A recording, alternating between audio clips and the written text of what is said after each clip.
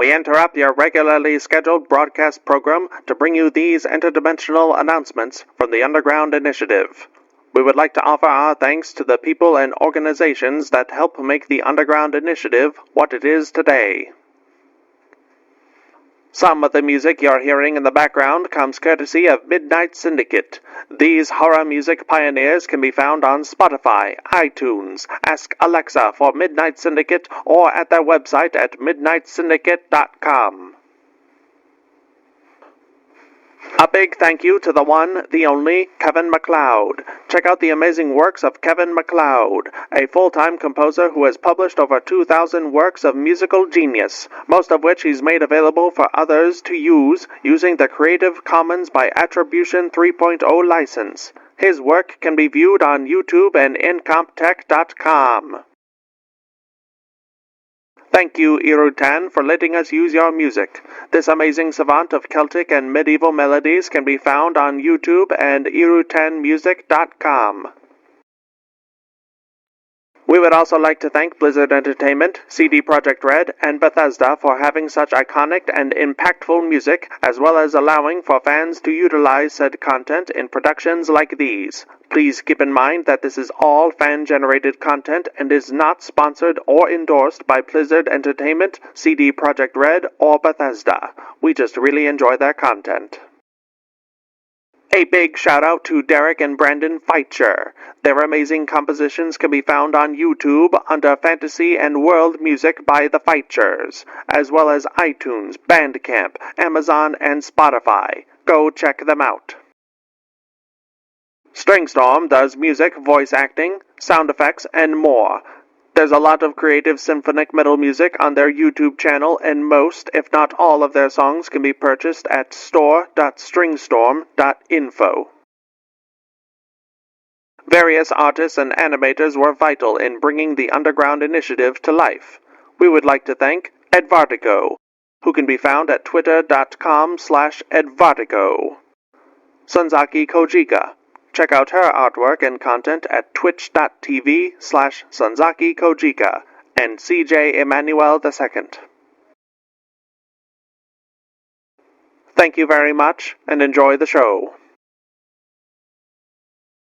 Hello, and welcome to the Underground Initiative, a secret underground organization where a menagerie of maddening Midwesterners gather around to explore the realms beyond, through the medium of tabletop RPGs. Hey guys, how's it going?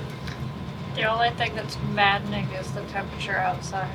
It is cold right now. I like it. This episode and probably the next few episodes are sponsored by all heating elements that have ever existed. Hand warmers, foot warmers, your local power company, Strickland Propane. All of those delightful companies, thank you for being able to keep people warm in the winter seasons. Brought to you by farts. Brought to you by Farts. Way ahead of Farts Incorporated. Sorry, Gio. We are back at it with the Fist. So we'll be doing some fist-based adventures. We'll be doing some fisting. We're going to be doing some fisting, Jay. I was trying so hard to avoid that, and once it was impossible. It was impossible. Avoid it. But if you want to join in on our fisting adventures, how about over to Patreon at patreon.com/undergroundinitiative, and you can support our fisting habits. So hard that it gets out of hand. Bi-weekly. I can't say that with a straight face. We need 2 weeks to... Sounds like a fist is like a rocket launcher. Gets out of hand, just takes off. With every donation, we can increase the productivity of these episodes, the quality and whatnot, and hey, you could even join our Discord by being a patron. Once again, at patreon.com/undergroundinitiative. If you want to support our fisting habits, go there. We will sing your praises if you do, because we appreciate it. But it's not required. All that's required is your presence. Absolutely. We are happy to have you here, and we hope you are too. Part of the ship, part of the crew.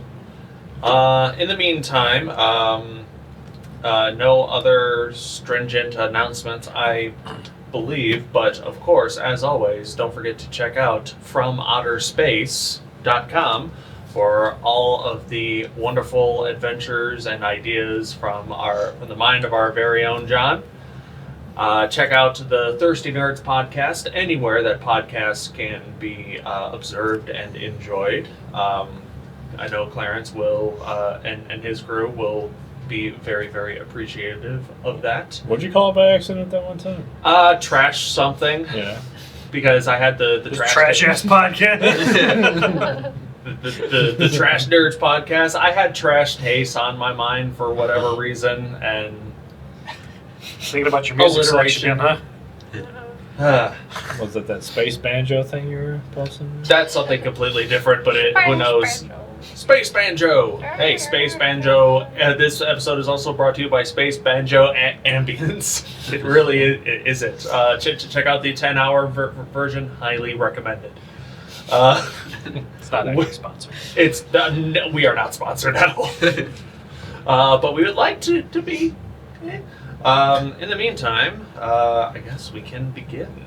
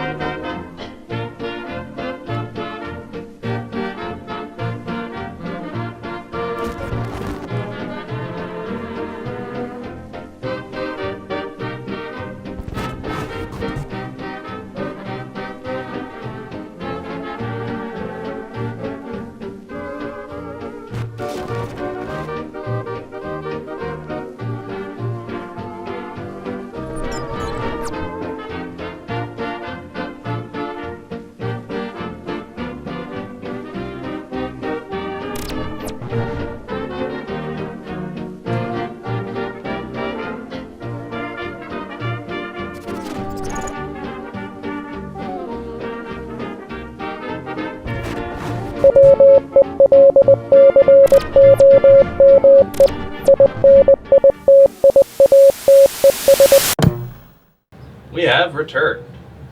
So, last we left off, the Fist, after completing several adventures in the heart of Boldor, from vanquishing eldritch horrors beyond the comprehension of most mortal minds, bringing to justice bandits with the blackest of hearts, uncovering the secrets of some sort of shadowy organization trying to bring some sort of balance to the morality of Terrans. The Fist embark eastward towards the Wild Gallop Garrison, a Terran Union military installation that specializes in giving advanced training to warriors, soldiers, hirelings, to the best capacity that it can. They are venturing here in order to follow up on something of a walkabout experience that Kulkras is currently going through. As part of his existence as a Groomsblood, he is tasked with visiting the orc tribes that are descended from the orc pantheon, Groomsh's children, as it were. And presumably there is some remnants affiliated with the Wild Gallop Garrison. The means of which their transport here was brought about was with Shiima's Voyager staff, a pilfered gift from one of these far realm entities. However,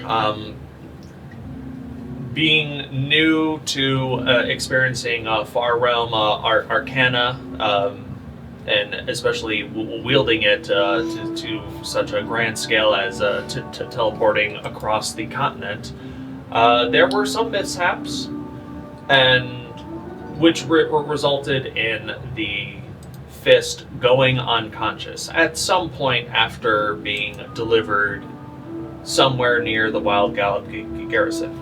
Thankfully, Shiima was also able to send word ahead of time to one of her contacts, one of their contacts in the Wild Gallop Garrison, Sergeant Malug, an orc of some standing within the organization.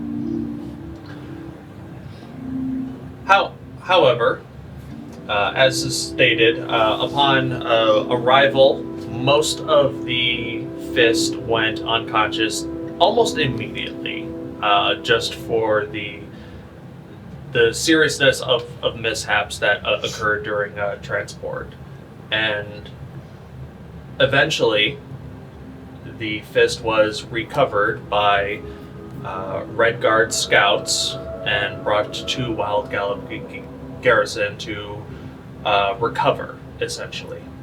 But recovering from this is a trying experience. In fact, 2 weeks have passed with the fist coming in and out of consciousness while their bodies recovered from this ordeal. While this is going on, there are Voxbox announcements that do reach your unconscious minds at points, and I will read those announcements now. Not the commercials. Now for the commercials. You thought this was an adventure, it was just a plug for commercials all along.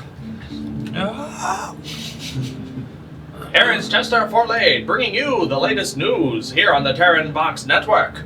Battling brambles, Arbington assailed. Various plant-like monsters have been attacking the little town of Arbington for a number of days. The local Red Guards and their goblinoid companions have been holding the line against the foliage invaders. Bloodthirsty bandits in ravenous wilderness. Dangerous bandits have been plaguing the roads west of Vents. They also seem to be using a host of wild animals from the nearby woods, which include, but are not limited to, bears, wolves, deers, and corvids. Please exercise extreme caution while venturing the main road west of Vents. Other time has passed. You don't know when these announcements are coming in. They could be all on the same day. They could be spaced apart. You aren't exactly sure, as time is not truly a concept that the fist can grasp at this moment. A fiery end to the foliage fiends! The town of Arbington was able to push back against their plant-based foes with the help of the Emberblood's hireling guild. The Emberblood leader, Count Nathan Chudon, had this to say. Whoa. Remember the name of House Chudon and their sponsored hirelings, the Emberbloods. We are here to purge any and all evil from the lands of Arkala, so you better watch out. Oh, strong words from Count Nathan Chudon. Thanks, every 90s protagonist. A hush falls over Norwich. Norwich has gone silent. There has been no contact from the town for at least 2 days. The law halls of the Terran Union asks for any experienced hireling guilds to investigate. The point of contact upon completion will be the Lawmaster of Wind Hill. And now for these other commercials. So wait, what's going on in Norwich? Just a quiet. No contact. No contact. Whatever that means, but in this unconscious state, and yes, the fist is still unconscious. But we are going to see what is going on in the sleeping minds of the fist, and I think we should just go in order, starting with Vaxxus. I didn't do it. I was waiting for the arbitrary, and in Baldur it's balming 32 degrees. Guess who's back? Back again. Yeah, get that lozenge. Vaxxus back. Don't tell your friends. He's everywhere. Vaxxus. At this moment, you find yourself Usually whenever you are aware of your dreaming states, it is always at the beck and call of your dual patrons. But this time you have some sort of lucidity in your dreamlike state. And in this moment, you think about the events of the past couple of months, how your patrons are demanding various things from you. Vecna wants to be free. His old one companion, for less of a better words, it also desires to be free. Vesh wants a husband. Shiima wants to free their people. Orlin wants to do right by his family, and Kulkras wants to be a god. Your sister, Lindira, Salic, huh? Salic wants to find his family. Salic wants sweets. Salic and sweets. Yeah. Lots and lots of sweets. Your sister, Lindira, wants you to get even for a wrong that has slighted her. All of these people want different things, and you feel that you can help them. You know that you've woken up way more powerful than you were at another time in your life. But in this moment, when the pesterings of your patrons aren't present, your companions are not present in your mind, in this moment, what does Vaxxus want? What does Vaxxus think about?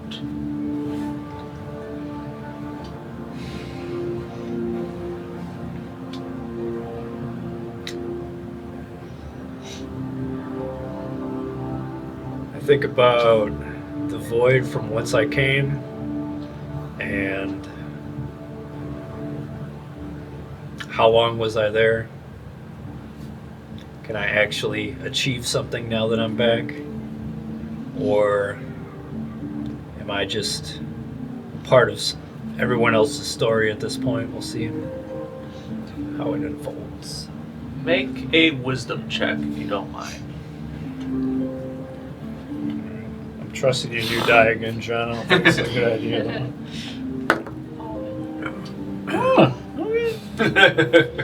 Wisdom check. Just needed Vaxxus' hand instead of Chester's. I got an 18. 19? 18. 18, alright. Vaxxus. As your thoughts coalesce on the void and what came out afterwards, the you that is now, Eldritch blasting all over the place, summoning the strange entity known as Todd, just to name a few things. Also, like the mighty deeds, truly, by comparison of the courier that you once were, you have brought about great change. Whether this is based on the power, the power of friendship that you have, and I'm using friendship in the loose terms as possible. But while you're thinking about that, your dream starts to take on a form of its own. Amongst the deep, endless void around you, you see this thread, this shiny blue thread that's just sort of growing and expanding. You don't see its source, you just see where it's going. You see the thread weaving in and out of other threads. Some are red, some are silver, some are blue. A lot of them are red though. And this blue thread is just sort of gliding amongst them. And the blue thread mingles with another in this beautiful double helix fashion. But something happens. Both threads are singed somewhat, and one of the threads disappears, the other thread disappears, but you can just barely make out the charred mess of the blue thread that eventually retains some more color and is joined by other threads of hues of like a sandy yellow, peachy white, green, greens and browns. You're not quite, and you, with an 18, you understand that this is like a very loose interpretation of your life, of the path that you've been going through. And as you try to look ahead, you don't see where the threads are going. You just know that they are going. And with an 18, in the background, in the void, you see an endless amounts of other threads doing their own thing. Some joining, some dispersing, and you're starting to realize that you're seeing kind of like a loose interpretation of the world and people's lives, but through threads. And that doesn't really make sense to you, but that's what you're viewing in this moment. I'm not drunk enough for this. As you watch this threaded light show play, there is a moment when you feel yourself starting to stir, your actual body starting to stir. And Vaxxus, you wake up, not under a bed, but you are covered. You do feel the pressure of things on you, surrounding you. Not like loose dirt, but you are covered. What do you do in this moment? See if I can slink under the bed. You try to move from where you are, and you're not restrained or anything. And as you get up and get into like a seated position, you realize that you are just covered in these dark black feathers, like just all over your body. Like someone has covered you in feathers. What the hell's... Get it off of me! As you start to like wipe the feathers away, you realize that you are in a small like canvas tented room, and there are several hooded figures in this room as well. There is a small bonfire in the middle of the room. It's not like completely lit, it's just like small smoldering embers at this point. It is quite warm. But these figures are just sort of standing there, and they regard you. Where am I? And who are you?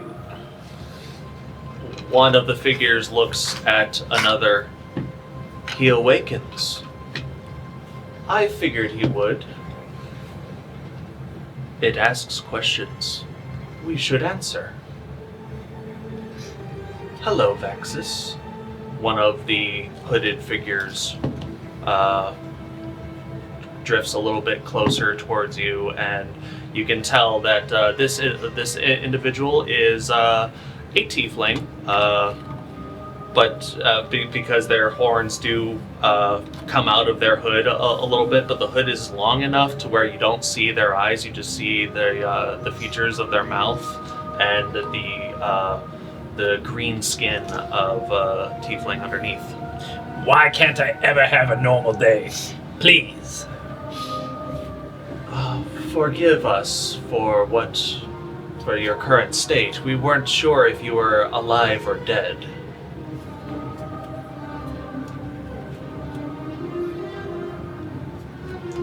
It was part of a purification ritual that Our Lady insisted that we do upon you. That if you were to return, you would return under your own volition, and not because someone else has told you to. Who's this lady you answer to? I want to talk to her. Every word you speak, she hears. We speak of our matron of ravens, the Raven Queen, and we are her unkindness. Yeah, I would call this weirdness. I got feathers all over me. You call it unkindness, whatever. Fine. Well, death is not kind. Neither is life. So we are neither. This place is... Where are my companions? Your Where the hell companions am I? are recovering in nearby tents. You have made it to the Wild Gallop Garrison, just south of Redmire. You've been out for about 2 weeks now.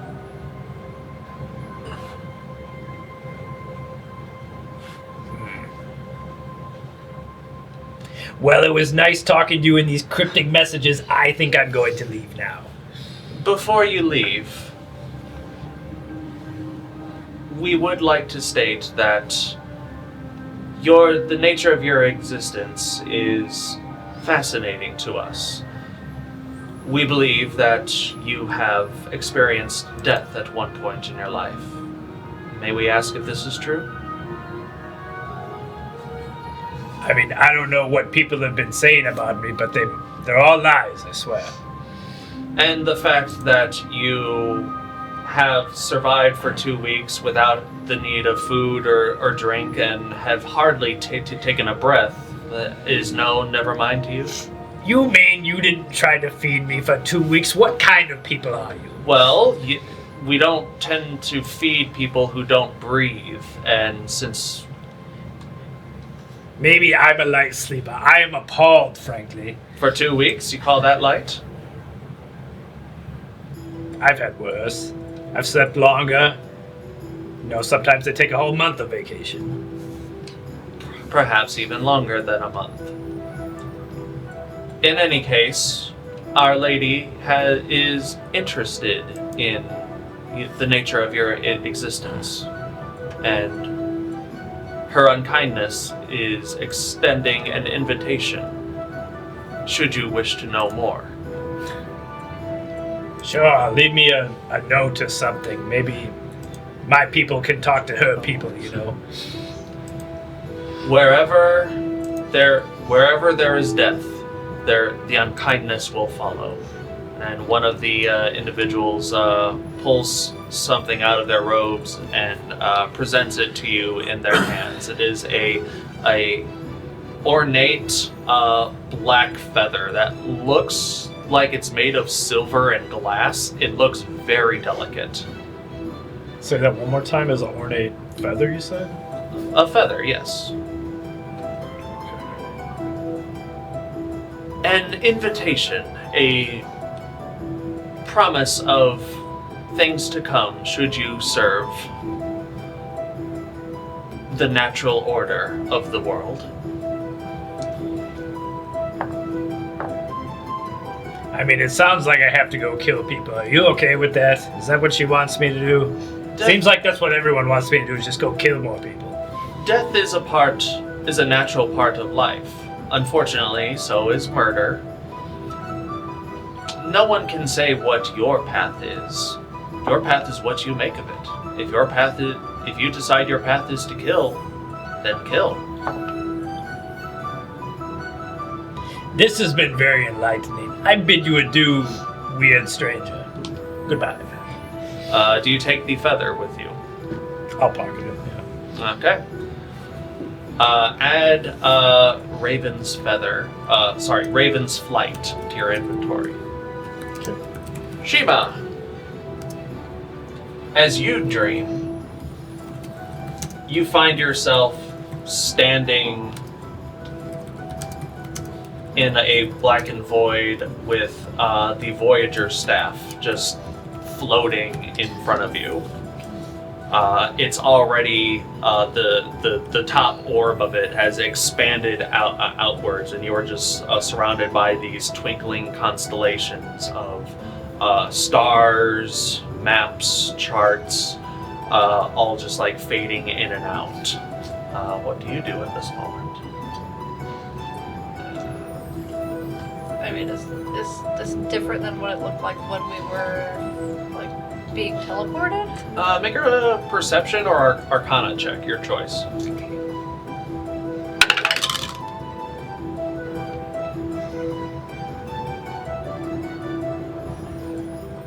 want to go with Arcana. I have to add the proficiency, right? If you are Just proficient one with Or one, it's yes. just that number? Yeah. Oh, so it's just 10. 10. It looks about the same as when you would use it normally. Okay. I mean, do I recognize any of the maps or anything? With the 10, it's hard to tell. Like, a lot of them are rotating and flickering, phasing in and out of each other. You recognize, like, the Terran equivalent of the Little Dipper or Ursa Major. Well, are they just star maps or, like, maps of like, Arcala and stuff? Maps of Carla are also woven in every now and then. You see Dender, you see Yeastburge, you see Arcala. You see parts of the map that you know don't exist. But with a 10, they phase in and out, and you can't, and nothing is really labeled. These are just pictures, essentially.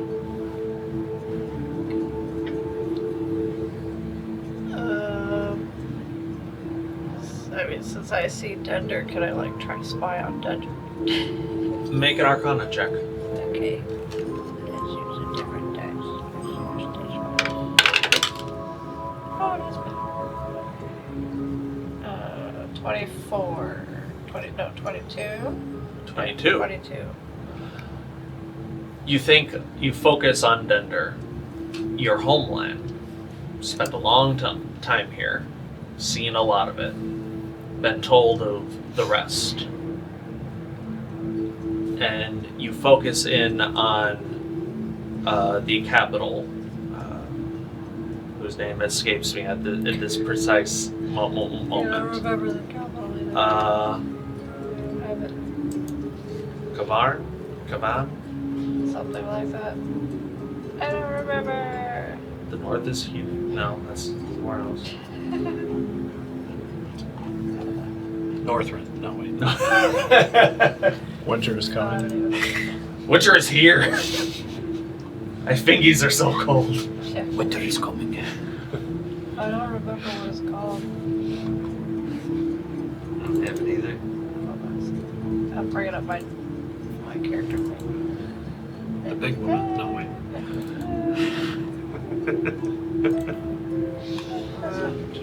Moose Scout where their Moose King lives. We'll remember eventually.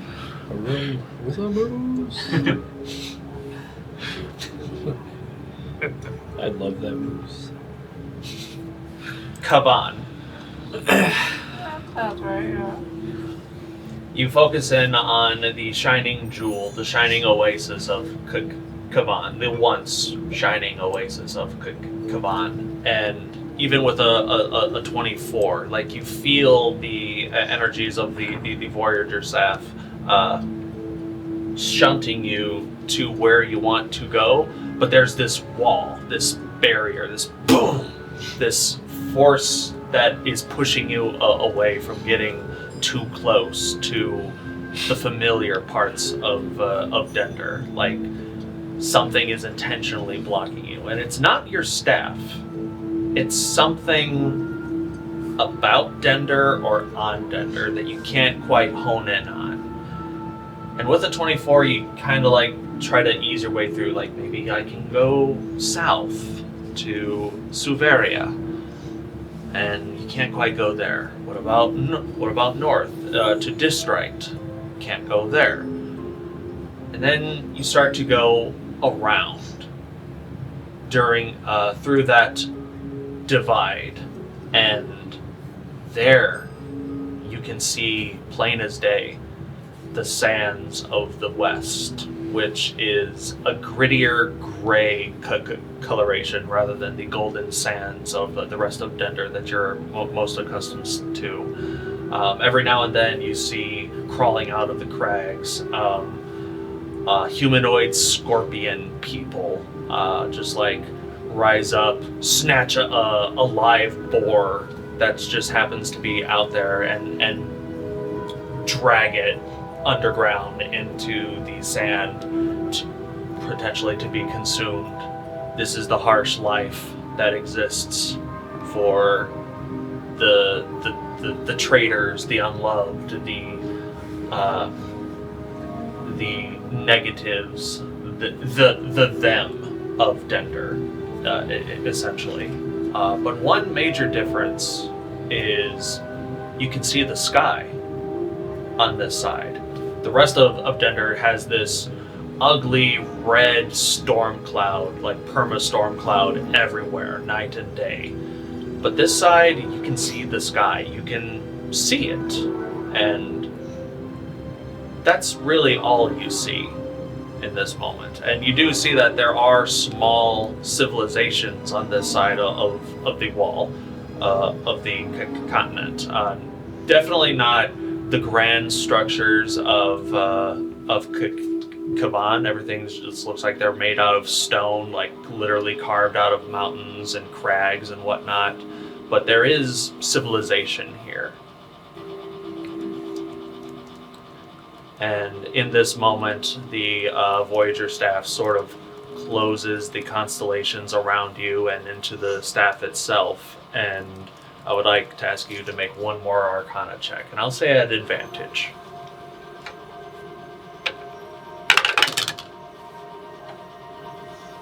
I got natural 20. Ooh. The Voyager staff... Plus 6. Ooh, 26. Plus Ultra. The Voyager staff is not of Terra. It is not of the material plane. The Voyager staff is granted to an emissary of the far realm. A realm of existence that has no understanding or bearing on the material world and the material mathematics and physics as we experience. And these staffs are given to their emissaries, their travelers, to better navigate the landscape. They're not supposed to fail, but then again, they're also not supposed to be in the hands of mortals who have this, from the far realm's perspective, limited understanding of physics. You dummy! But with a natural 20, you make this connection with the Voyager staff. Because you've been around far realm shenanigans, you've been exposed to the eldritch horrors, your mind is a little more receptible to what could be possible. And with that, you understand that the Voyager staff, from now on, will not create such a tremendous mishap in the future, to the extent that the Fist has experienced recently. It's more, well, the staff has learned a lesson, and I would say in this moment, Shiima has also learned something. But Shiima, you also wake up in a tent, canvas tent, not covered in feathers, but instead you are being tended to by a nearby, which you can only assume is a healer or a medic of sorts, a rail-thin Leonin figure with small glasses and a blue sash that goes around their waist. Wild but short hair, and they regard you. Oh my. Take your time. Waking up. You've been through quite an ordeal. Did we make it? Yes. Are we- Yes. You've here? made it to the Wild Gallop Garrison. That's good. That's good. Here, let me help you up. My name is Keon, by the way. How do you spell that? Keon. He's an old man? No, he's a skinny Leonin. Okay. Somebody get that boy a sandwich. Yeah. And I am a skinny Boy, cat because sandwich. I have been asleep for 2 weeks. Yeah. Make a perception check. So many rolls. Perception. Something. Hold up. 20. You notice that as he's tending you, like he's handing you a little bit of water and a little bit of dried foodstuffs to consume. You notice that on his lapel he does have a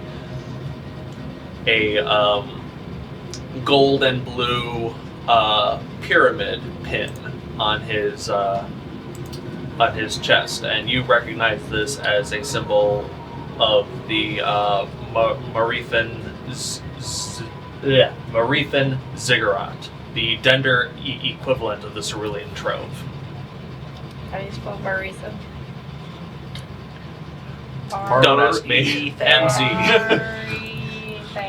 Hit with the syllables. There you go. Maarifa. I didn't even hear what you just said. Maarifa. That's right. You thought this was about regular speech? Get out of here. Yeah, yeah. I want to see the Arcane dictionary. Coming soon. R-I. Check out undergroundinitiative.com where the Wait, so it's Most of it's the Marifa? regular dictionary with like little keywords. it is called the Marifa Ziggurat, but people also can call it the Marithen. So you can just So add it like, in. so like Marie said. That's why I was. Yeah. Okay. Unlike that theme park very close to the ocean, Mary Finn. Arcala, Yeah, I heard they closed that place down. Trove or whatever. The Dender Trove, essentially. Okay, the Dender version. Dender. And with that perception check, you can gather that this person has been to the Marifa school, which means he's probably been in Arcala either before Dender's occupation or he's a refugee. Not sure which is which, but with a dirty 20, you realize. I mean, could I just ask him? You realize the fur around his neck is very recently unmatted. I still want to ask him, like, oh, I see you're from Dender. He pauses for a moment. Yes, I am. I can wager a guess that you are as well. Yes, He gestures to his I neck. am. You know, you didn't happen to travel by boat, did you? Yes, I did. I did as A well. few years back. We were probably on the same boat. We all pretty much just kept to ourselves, just trying to survive that long voyage. I see you wear the colors of the Cerulean Trove, I wear the colors of the Marifa Ziggurat. We are both students of knowledge and history and lore and such. I can't imagine what you've been up to, but I'm pointing my attention towards expending my knowledge and expertise in the realms of healing. That's what I'm doing here. I'm expanding my knowledge in the realms of healing Dender, specifically. You watch his eyes like flare up with excitement at that mention. Well, in that case, have you heard of this new fascinating substance called incursion? Because I'm part of an organization who's looking to retake Dender, and I think that this substance. He's addicted to incursion. I'm not addicted. That's just what I'm thinking. Oh. Does it go like a non-flashback? Have you heard of incursion? Sure. See Orlin running around with feet for hands. I'm imagining the people that we fought at the, what was that camp by Boldor in No Man's Land or whatever. Yeah. Yeah, those guys. Blackheart bandits. Imagine those devil's surprises whenever a whole host of animalkin show up, storming their barracks and whatnot, hopped up on this substance. They won't stand a chance. It will certainly be a surprise that they won't expect.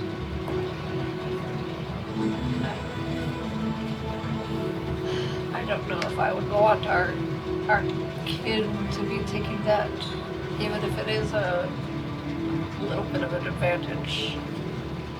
Well, to the best of my knowledge, I'm just a supplier. The Supplies.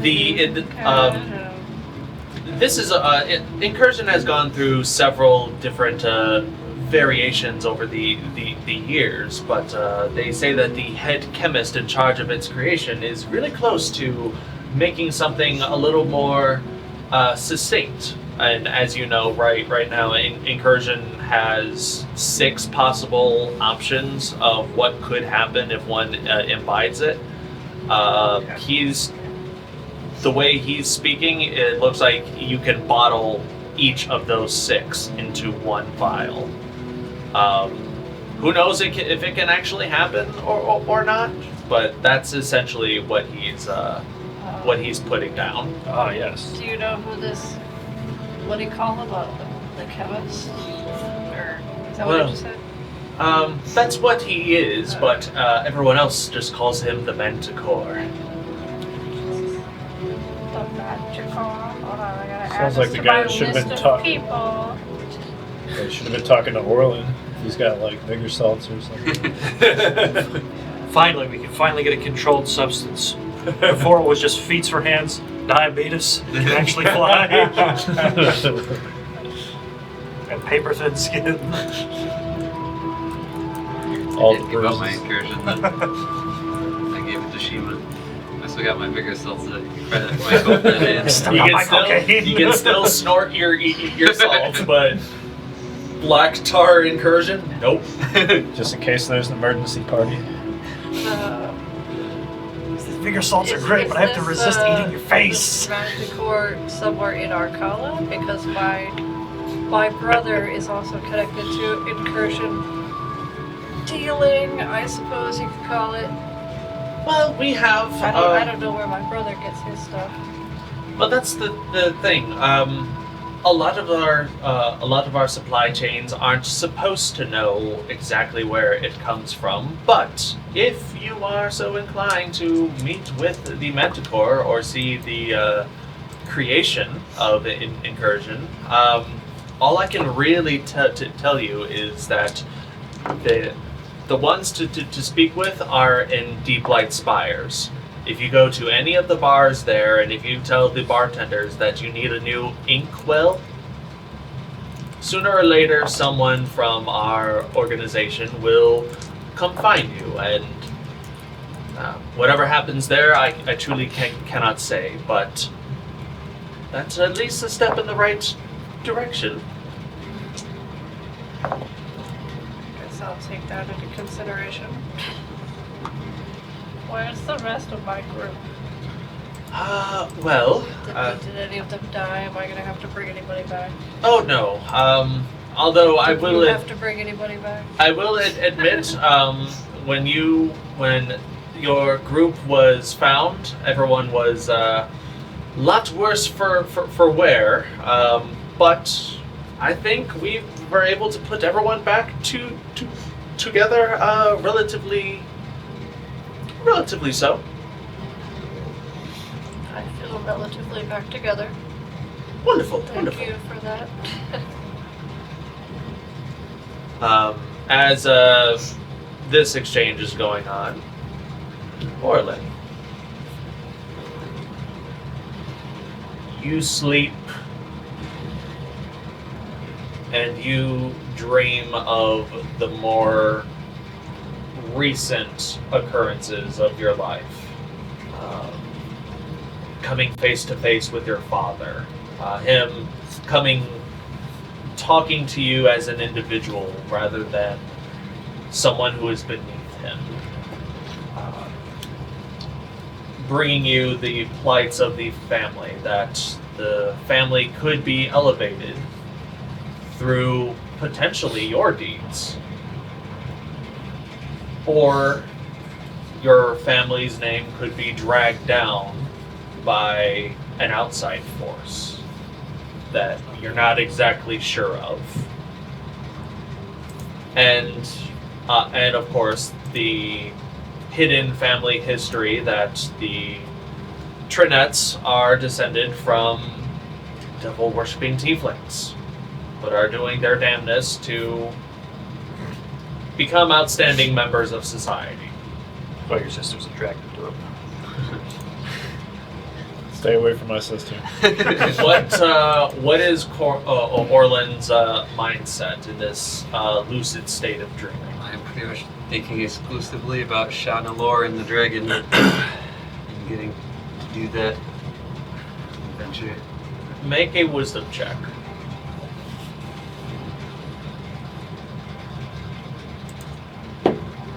18. 18.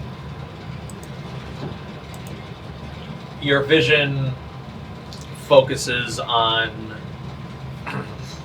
what you can assume Shad Nalor is, and you've never been there, but you've been told many things about it. This is the continent of elves, a very natural landscape. Very, very little construction has been done on this continent, except for the cities in the north. But the south is rife with forests, forest homes, mountains, rivers and streams and lakes. It is beautiful, it is serene. But then you push into the north, where the land is scarred and burned. Forests have been felled by fire. There are dead everywhere. Dead soldiers, dead dragonborn, kobolds, wyverns. This war, this crusade has been going on for over 20 years. Who knows, it could just take one strong-willed individual with a contingent of heroes, for lack of a better word, to really push things into the favors of peace. But you see off in the horizon the shadow of a large dragon, larger than it should be, larger than life, as big as a mountain, if not bigger. Make a wisdom saving throw. Try to. Natural 20. In the face of the Burninator, Orlin has no fear. Burninate these nuts. 24 total. The fear of the challenge is to come with the mindset that Orlin has. You shrug it off, and in the back of your mind, you think, I faced worse. Does that dragon have a fist? Arms. Gotta have one. Why does it have such a beefy human arm? Why is it green? Why is it coming out of its neck? Why is it flat? Consummate bees. Eventually, you do wake up with this like silly grin on your face in a similar tent. You are not alone. There is a cot nearby, and there is a female figure sitting at the end, reading a book. she looks up and regards you. This woman's fairly young, looking mid-20s-ish, midnight blue hair with various star pins in her shoulder length, just loose hair.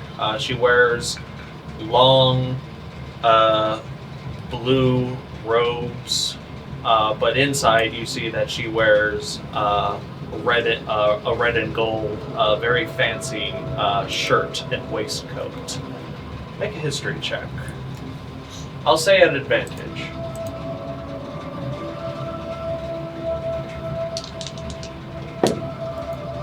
Natural 20. 22. Wow! And the other one's a 19. You guys are going good. Until we get into a fight. Send this DM some beans. You recognize this lady as Countess Lucilla Lamlin of House Lamlin.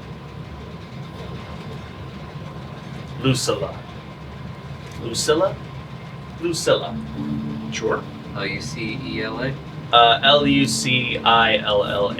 Lucille. Holy smokes. She regards you. Ah, I see that Count Orlin Trinette of House Trinette awakes. Yes, did I get Salic drunk? I don't know who Salic is, but I can't say that they are part of your revenue, at least not current. I am... pardon my intrusion. My name is Countess Lucilla Lamlin. Yes, I recognize you. I believe we've held court at the same time. I believe so, yes. I'm glad that you remember me. And she regards you, and you notice she doesn't seem put off by your infernal appearance. Your horns are in full display, and you gather it's been some time. Your skin has reddened a little bit more.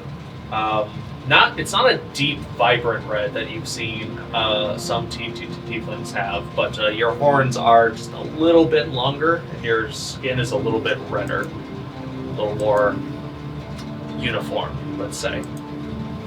How long was I out? 2 weeks. I do not recall the last time I went 2 weeks without exercising. Pinch my stomach. The medics made a point to exercise your muscles regularly, so there should be little chance of atrophy.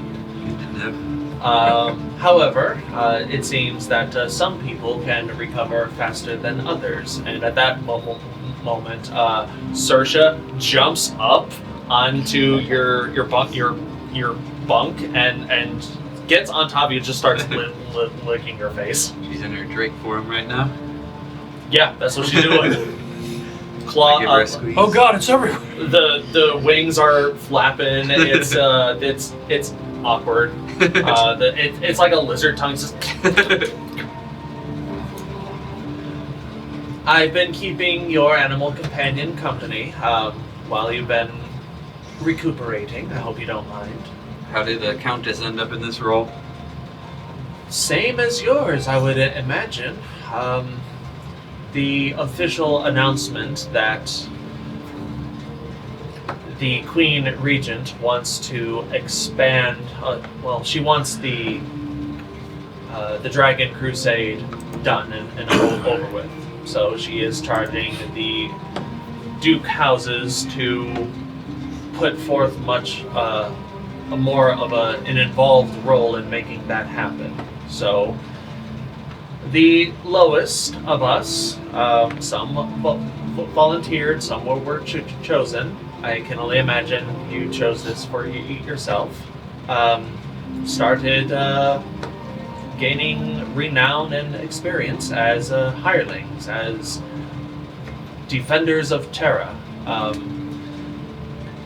House Chudon has their Count Nathan, and House Lanlin has me. And I assume that that House Trinette has you. Do I remember if what I know about her? Does she have any like martial prowess or magical abilities or anything? With the, I think you rolled a natural 20 on history. You would know that she is Arcane Imperium trained. She was one of the family members that would get arcane training. As to what, you're not sure, because that's not something that would be boasted outwardly. It's just like, oh yeah, we got a mage in the family. What can they do? Would you like to know? Mind your business. Pretty What much. they can do. I'm not sure if you are able to hear, but over the last 2 weeks, House Chudon has made some vast pushes into wanting to be the one to end the Dragon Crusade, and will most likely want to elevate their house to Archduke. As such, let me just say, House Chudon, I don't have problems with. House Trinette, I don't have problems with. But if House Chudon is elevated through the acts of Count Nathan, let me be frank, and let me drop the pretense. We're not in the courts of Redmire. Nathan's a dick. He will push to have his house elevated, and in doing so, he will want to lower House Trinette and House Lanlin to a point where we could never achieve Archduke status, even if we wanted. Who knows? He might lower us to barons, or petition to have us be barons. I'm not saying we should align ourselves. We just have to make sure that we outpace House Chudon. I'm not worried about it. It's practically in the bag already. The last 2 weeks says otherwise, but I admire your enthusiasm about the challenge. So we're sporting rivals then, in a way. Sporting rivals with a very unsporting individual, but I see what you're trying to say. They better not chew on me. Or we'll spit him out. Well, I'm sure you're already aware of my entourage. What is yours? Well, I follow she gestures at your horns. I follow my ancestral family's name of the Farseers, just like Nathan follows his ancestral house of the Emberbloods. As to the best of my knowledge, the Emberbloods mix magic and physical prowess, which makes them a devastating force on any battlefield. My area of expertise is divination and seeing moments of the future, events yet to come. But for the future of our houses, that's something I can't see. Do you have an adventuring group too? Yes, most of our family started a little bit later than yours and House Chudon's. We're just getting physically ready for the adventures yet to come. We were growing up in study sessions and schooling, and the world of academics, not the world of athleticism. But we should be done before the week's up. I'm doing push-ups while she's talking. 75, wow. I lost count. I have to start over 1, 2. I only start counting when it starts hurting. You're drinks screaming at you. Come on! Sitting on my back. Claws just dig. You call that a push-up? It's like you're doing 10. It's like 5, 5, 5. You gotta go all the way down. Yeah, Saoirse, one more. One more. One more. Are these wide or diamonds? 50 close, 50 wide. Fuck you. I can't even do one, chat. One diamond. Can't do You it. can't do one push-up? Oh, no. I can do a push-up. 6 years in the military, haven't had to do a single push-up.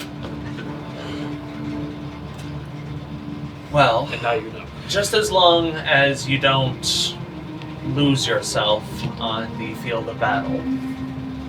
No judgment. I don't know what caused your current appearance, but I can tell that you fight for more than just yourself, and I can only hope that you remember that should, if or when, House Trinette is elevated to Archduke.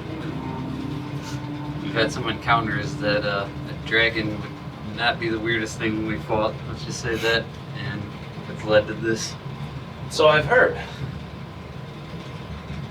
Well, I'll let you finish your set. You can watch if you want. Make a persuasion check.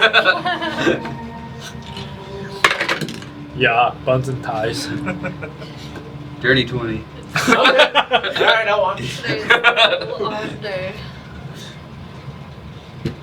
Kulkras. She's like, if you insist, I gotta make sure you're not cheating. I would just like to point out, because this is related to Kulkras. Months ago, I wrote down, today is the day Kulkras gets his +2 great axe. Just an axe appears out of nowhere. What Yeah. the Today's the day. Is this just what happens when half-orcs are around? Good to know. Good to know. Thank You you get for that. knocked out for 2 weeks and you wake up with like a great axe on you. Like our first adventure, I was sleeping. You guys kept piling shit on top. Yeah, we did that. That, and I no longer need to give Orlin a fake group of fans. Now he's getting his own real ones. He's not forgiven you yet. I guess it's only been like 12 hours with him. Kulkras. You dream of a forested landscape, thick and wild. And from your point of view, you are sort of above it. Not like high in the sky, but you have a vantage point with probably the tallest tree in the forest. Am I on the tree, or...? You look down and yes, it is you grasping the top of the tree, and you're just sort of perched there, and you're taking in this landscape as you realize who you are and where you are. Make a wisdom check, if you don't mind.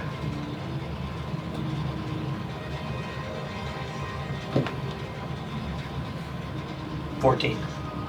14. Yes. There is a lot of life in this forest. You sense that there are beasts, there are wolves, there are bears, there are critters, there are insects, grasshoppers, bees, spiders. Was Salic's favorite. But there's also people. People with swords, people with torches, people with malicious intent. Get out of my swamp! For the purposes of what you just said, make a melee attack roll, if you What don't are mind. you doing? With just my... I'll say normal, at advantage. my normal sword, or Yeah, your normal sword. Sounds like or the Frankenstein. weapon I've been using as melee? Yeah, Didn't yeah, they with say advantage, that in I'll say. Shark? Didn't they say that in Shark? It's gonna be rough for somebody. But yeah, also Frankenstein. They're double Yeah, fives, totally. which equals 15 still, but... 15 still. Okay. You watch as you sense, more rather, as the woodland beasts of the nearby forests converge on these people with malicious intent. You see bears raking their claws against hided shields. You see wolves go for the neck and legs of archers. You see spiders leap at the faces of scouts, and it's not causing a lot of damage per se. It's just causing a lot of chaos and mayhem. And you feel that in this skirmish, a lot of interesting choices can be done. In this moment, what do you do? Who am I voting for in this? Maybe just watch. Make an insight check. Yeah, who are the baddies? Yeah, who are the bad? Do I feel like the malicious intent is against me?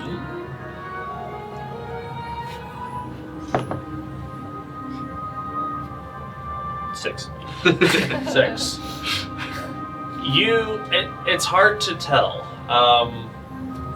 The people that are being assailed have malicious intent against the forest, against people who are not them.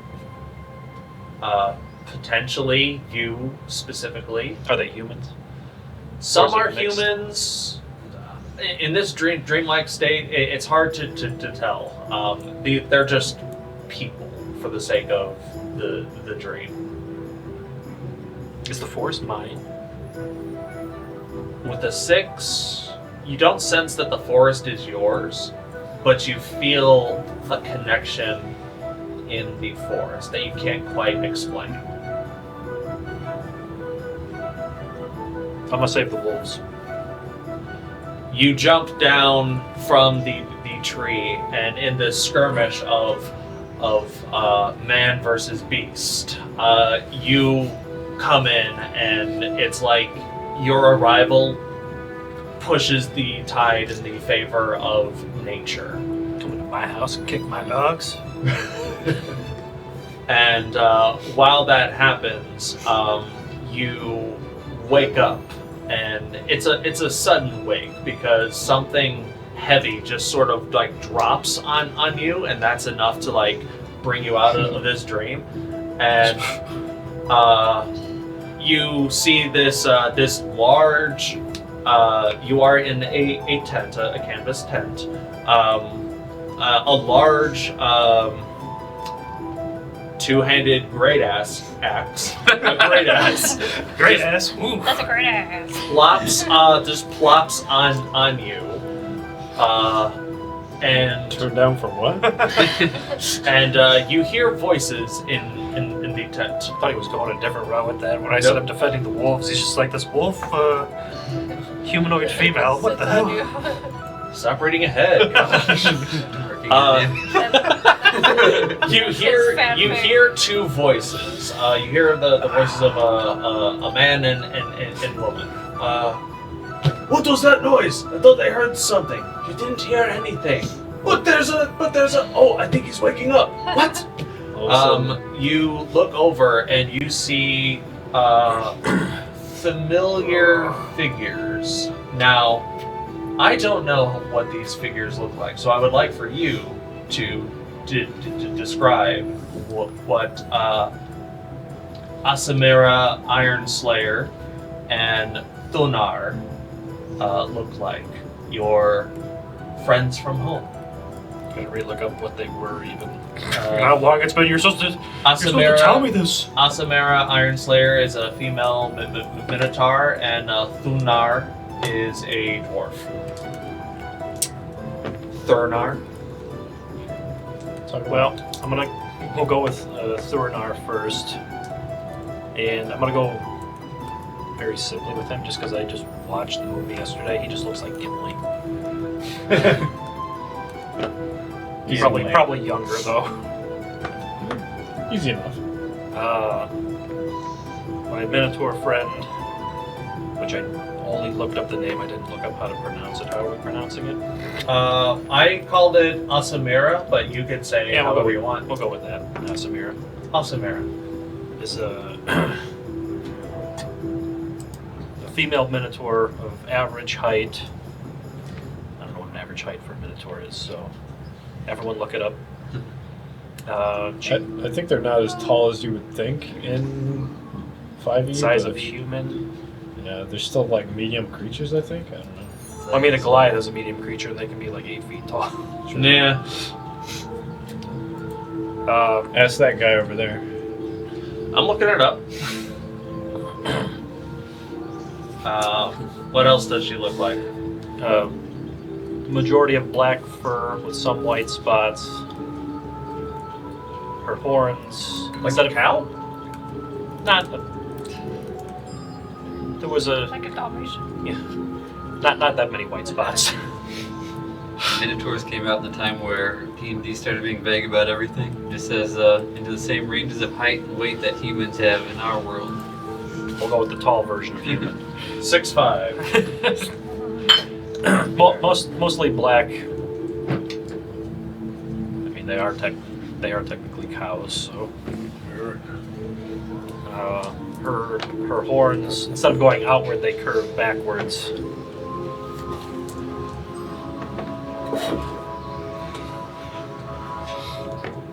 That's about all I can come up with on the fly. They're both wearing simple travelers' tunics, traveling clothes, and they're both in this tent with you, and they are both regarding you. Kulkras! It's about time you woke up! Okay, so do I recognize them, or am I still out of it? You're in the process of at this point, like you were woken up very suddenly because something had fallen on your chest, and that's more enough to be like, ah! And you're taking all of this in. And I'll say 6 seconds later, you're like, okay, I'm in a tent. My friends are here. There's an axe on me. There's an axe on me. Yeah. I have questions, but I'm taking this in. That's a huge axe. It's a +2, 1 for each cheek. Oh my God. That's right, dual wield the great sword at the grenade. Come at me, motherfucker. So I'll wake up and recognizing them. Thornar, you know there's an easier way to ask me a question. Well, as much as I would like to take credit for that, that wasn't me. It just sort of appeared on you. You look at the axe, and there is a. It's got an engraving on it. It does have like a tag with that's basically the receipt that says to Kulkras from whatever the magic shop that you had purchased this axe from. It is being. Good. I'm glad you remember because I didn't. I don't. It's probably Spellforge manufacturing or something. From Boldor, yeah. It was whatever random blacksmith. I don't think you gave us a name for that blacksmith, actually. I mean, I can find it, but I don't think it's super important. But yeah, Arcane Armaments. There we go. Wasn't that one? Well, it is now. I'm just looking at the tag. Arcane Armaments. I put this. I don't know who runs it. My order's ready. Well, How long has it been? It's been about 2 weeks. They're late. I don't know how you guys got here, but yeah, when you were brought in, you were like battered pulp. Wasn't pretty. It was the last time I teleport coach. So, what brings you to Wild Gallop Garrison? Random artifacts in the area. They don't know. Were they there when I left or vanished? They Or were they gone? They were there to offer their goodbyes. It was a it was a weird situation for the tribes. Presumably, the only ones who were aware of of the nature of what you were the shamans of the tribe, as well as the chief, possibly your father as well. Well, I assume mom and dad talk. Yeah, It'd be an awkward dinner. they would. But it wasn't like a grand spectacle of like, okay, we're kicking you out now. The entire village has to watch. It was They're gonna throw rocks at me as I go. It was a small thing of like probably the day before your family had like a nice dinner, invited your friends over to explain that Kulkras has to go out into the world and find out more about himself, and it's very important that he does, and we would like to offer him our support in this time. We can't explain why he's leaving, but this is something he has to do. It's one of those for the greater good, trust, don't question sort of deal. Yeah, you learn about it eventually. Very well. Are you going to be around for a while? Because we're here to do some extra training. We were also asked to see the world and such, and well, we landed here in the Garrison, and I've been learning the arts of healing from a modern perspective. What are my obelisks called again? They're really Are they just obelisks? Pretty much. They don't have a standard name. Well, I don't know if they were called something other than obelisks, if you had a special name for these. The shafts. The shafts. If you want to call them that, that's what they're called now. Nope. It's canon. Did we call it I gotta rub up on the shaft. What's that? Did we call it totem?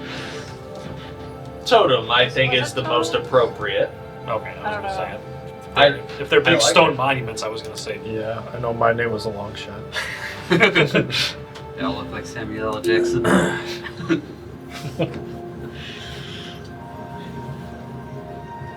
Well, we're very glad to see that you are awake and well, and well, we'll offer whatever assistance we can while you're here. Well, we're gonna be in the area somewhat, looking for these totems for my finding myself quest. I see. Well, should you? We obviously we aren't the only ones who have checked in on you. Knight Captain Olaf Hammerfist has been in and out, checking on your progress. I imagine that she is the one that you would want to speak with. Is that the orc? Yes. Olaf, as I understand it, also holds some standing with the orcs in the surrounding area. There is an orc clan here, though it's not prominent. In the garrison or outside of the garrison? A little bit of both. She holds station here in the garrison. She has duties as an officer of Redmire, but some of the other orcs here are part of of their own clan within a clan, if that makes sense. And she is... I'm trying to find what her frickin' rank is. I wrote this down. Swear to God, I had something for this. I swear to God I did. She is this clan's shaman of war, essentially. But I'm sure if you speak with her, she'll be able to fill in the rest of whatever it is you're here to find. And what have you been up to, Theramore? Drinking, fighting, And also learning how to heal, but I can heal with my fists. I bet you didn't know that could be done. I've never heard of that before. Oh, wait. Oh, it's such a unique talent. I know, right? Has an elephant been around? Are you sure he's okay? Yes, I'm sure he's fine. What's an elephant? At this moment, the rest of the fist, let's say, meander out of their tents. Some with an entourage, some with a fan. She comes out of the tent. Ooh. I got the vapors.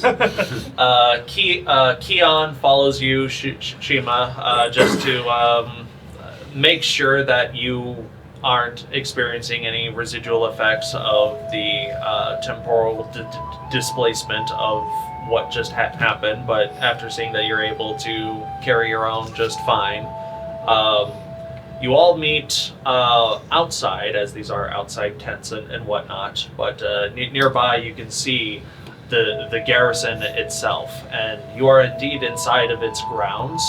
It is a wide field, and beyond that, these large 3-story tall walls with barracks and battlements, and there's all manner of training going on inside the wall. Some squadrons of recruits are practicing advanced forms of archery. There's an obstacle course where people are climbing up and over and through various man-made structures. There are riding courses where people aren't riding horses. The halflings and dwarves and gnomes and goblins are riding things like wolves and boars and all manner of beasts, accommodating for their size. Others are riding mammoths, like big ass elephants. There's only like one, but people are training on that. Other individuals are practicing spellcraft under while also carrying sandbags over their shoulders. There's a lot going on. Maybe it's good that Salic's not here. There's a lot going on here at the Wild Gallop Garrison. But you all find that you have been stationed at nearby medical tents for the past 2 weeks. But the fist has reunited. What would you like to do? Ah, there you are. Assuming we armored up. Yeah. Now, does anyone remember what we came here for? Because I don't. I really don't remember. One of my totems is in the area. I thought there was something else, too. Wasn't there an evil wizard we were killing? Further south is the Necromancer Tower mission. Yeah. Yes. I have a whole list of things we're supposed to do. I like this place though. Before we leave, I'm riding that elephant, running the obstacle course, and possibly riding the elephant through the obstacle course. Before I forget, these are my friends. Surinar and Asamira. Hello there. Pleasure to meet you all. Nice to meet you too. I'm Count Orlin Trinette, since somebody's not going to introduce us. I'll say the same to, so You've got a mouth. Yeah. What's his name again? Yeah, Keon. I'll be like, these are my friends, Keon. We have the fist. Well, wonderful. You could call me Freddy. Very well, Freddy. Call him Freddy. But he asked. It would be rude not to. We have another noble here too. This is Countess Lucilla Lamlin. A pleasure to meet you all. You're very sweaty, Orlin. You okay? Did you have a fever or something before you woke up, or what? Morning calisthenics. Are you sure? I poke you in the stomach. You can do this some too. I do like one squat down and stand back up again. I go from like 7 feet, 5 feet, back to 7 feet. I've worked long and hard to keep this bod in shape, alright? What is Vaxxus' physique? Is he like skinny or pudgy or built or what? I would say he's more on the skinny side, but he does have a little bit of definition. He's probably got some fat to him though. He's not like naturally built. He's probably like, he's got like a 16 strength or something, aren't you? Yeah. I'm not super weak, but not super strong either. At this point, I'll say Kulkras and I want to Orlin. look around from sure. Milo. That's too damn bad. I want to look around from Milo, the guy. He was the guy that I messaged, right? Yeah, absolutely. Go ahead and make a perception check.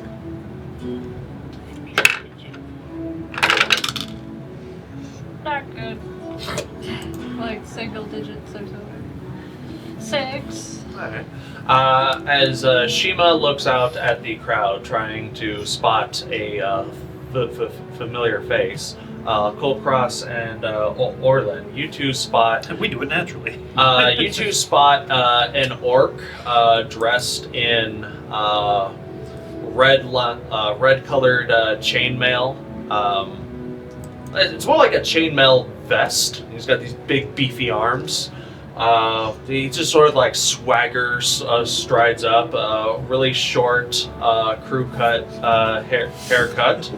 And whenever he he gets about like 30 feet from you guys, and he yells out, "Well, if it isn't Shiima Oh, Sandcrafter!" there you are. I couldn't find you. I was looking. Too many people here. Too much going on. They were right there. Yeah, don't you see me? So this must be the fist.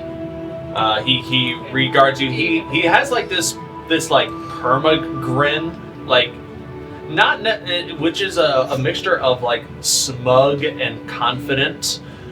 Just sort of like, so this is the fist, huh? It is. Wonderful. Beat his ass on 3. Count Orlin Trinette, and I'm gonna reach out and do the Carl Weathers Arnold Schwarzenegger thing for Predator. Make an athletics check. Not a What's the strength matter? check. They got you pushing too many pencils? 24.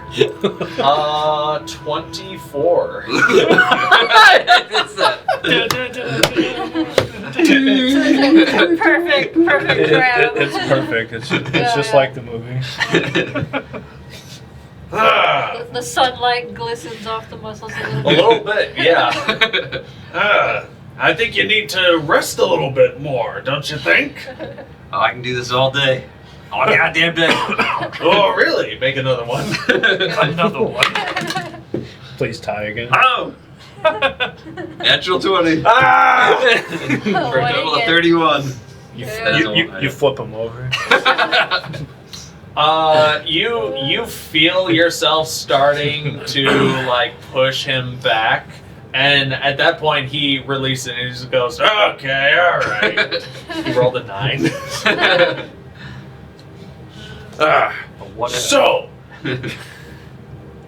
So you had mentioned to me that you and your troop were arriving here. I totally remember that. I totally don't remember why you're here, though. So if you could explain to me why you are, I can do what I can to help out. My companion Kulkras here is looking for something familial related or background related with the orcs. Some such like that. Yeah, we could be cousins. And we were making bets. We said, no, there's no way Shiima could teleport us here. I bet you 100 gold she couldn't do it. Well, it looks like you you have to pay up. You did get here. Yeah. I bet she could do it. I didn't say I bet against her. All right, man. That's not what you told me.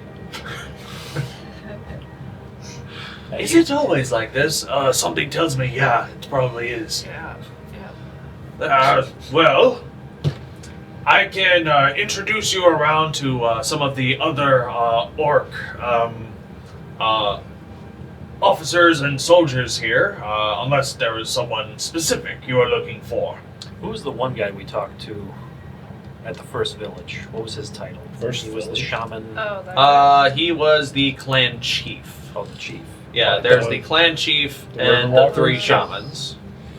guy. Shaman of War, Spirit, and Tribe. Oh, wait, you mean Vagabond? No. Was that him? I think so. Wait, no, Kardash? Hold on. One of those two. Literally, one of those two. One's the one. I got them- Kardash, I believe, is I the got son. them confused because I wrote Vagabond is the son of Kardash and Kardash is the son of Vagabond. So I don't know What which a one's the complicated dad and which family one's the son.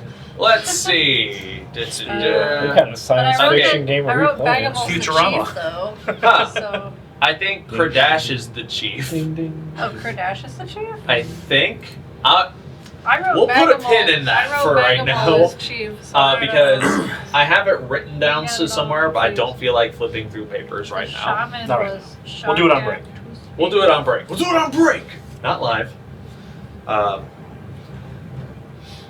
have Kardash as the orc chief's son. Okay. So it's the other one. Okay.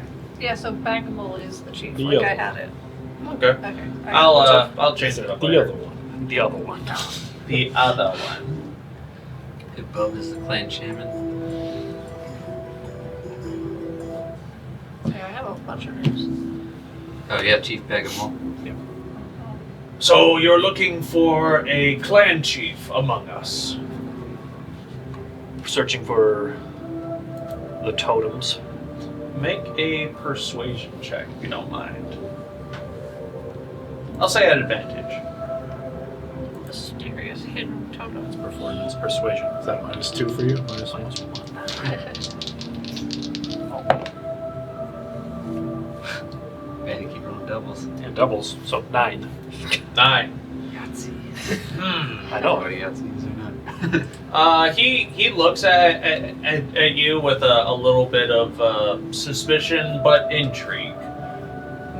Well, I can't say for sure if there are any orcish clan chiefs around, but I can ask around and I'll let them know that you're here, and if someone answers, Right, this area was they'll the, find you. This area was the unknown one, or This area, you were clued into this area by Einsel, one of the. well, no, I mean the clan is the unknown one here. The other ones have clans by them, but this one didn't. Correct. Okay. Correct. But yes, I'll ask around. I'll let them know that you're looking for them, and if they are interested in meeting you, they will make themselves known. Sound good? Sounds good to me. Wonderful. Well, if you'd like to have a look around, you can sit in on some of the training. Unfortunately, training for outsiders is you usually have to pay to participate, and it's anywhere from a week to a month-long commitment. But ask say the right thing, ask the right questions, grease the right palms, and who knows? Maybe we can get you riding the elephant. So, Orlin, how much gold do you owe them for all those squats you did this morning? They owe me gold. It's a pleasure to watch a Trinette do those.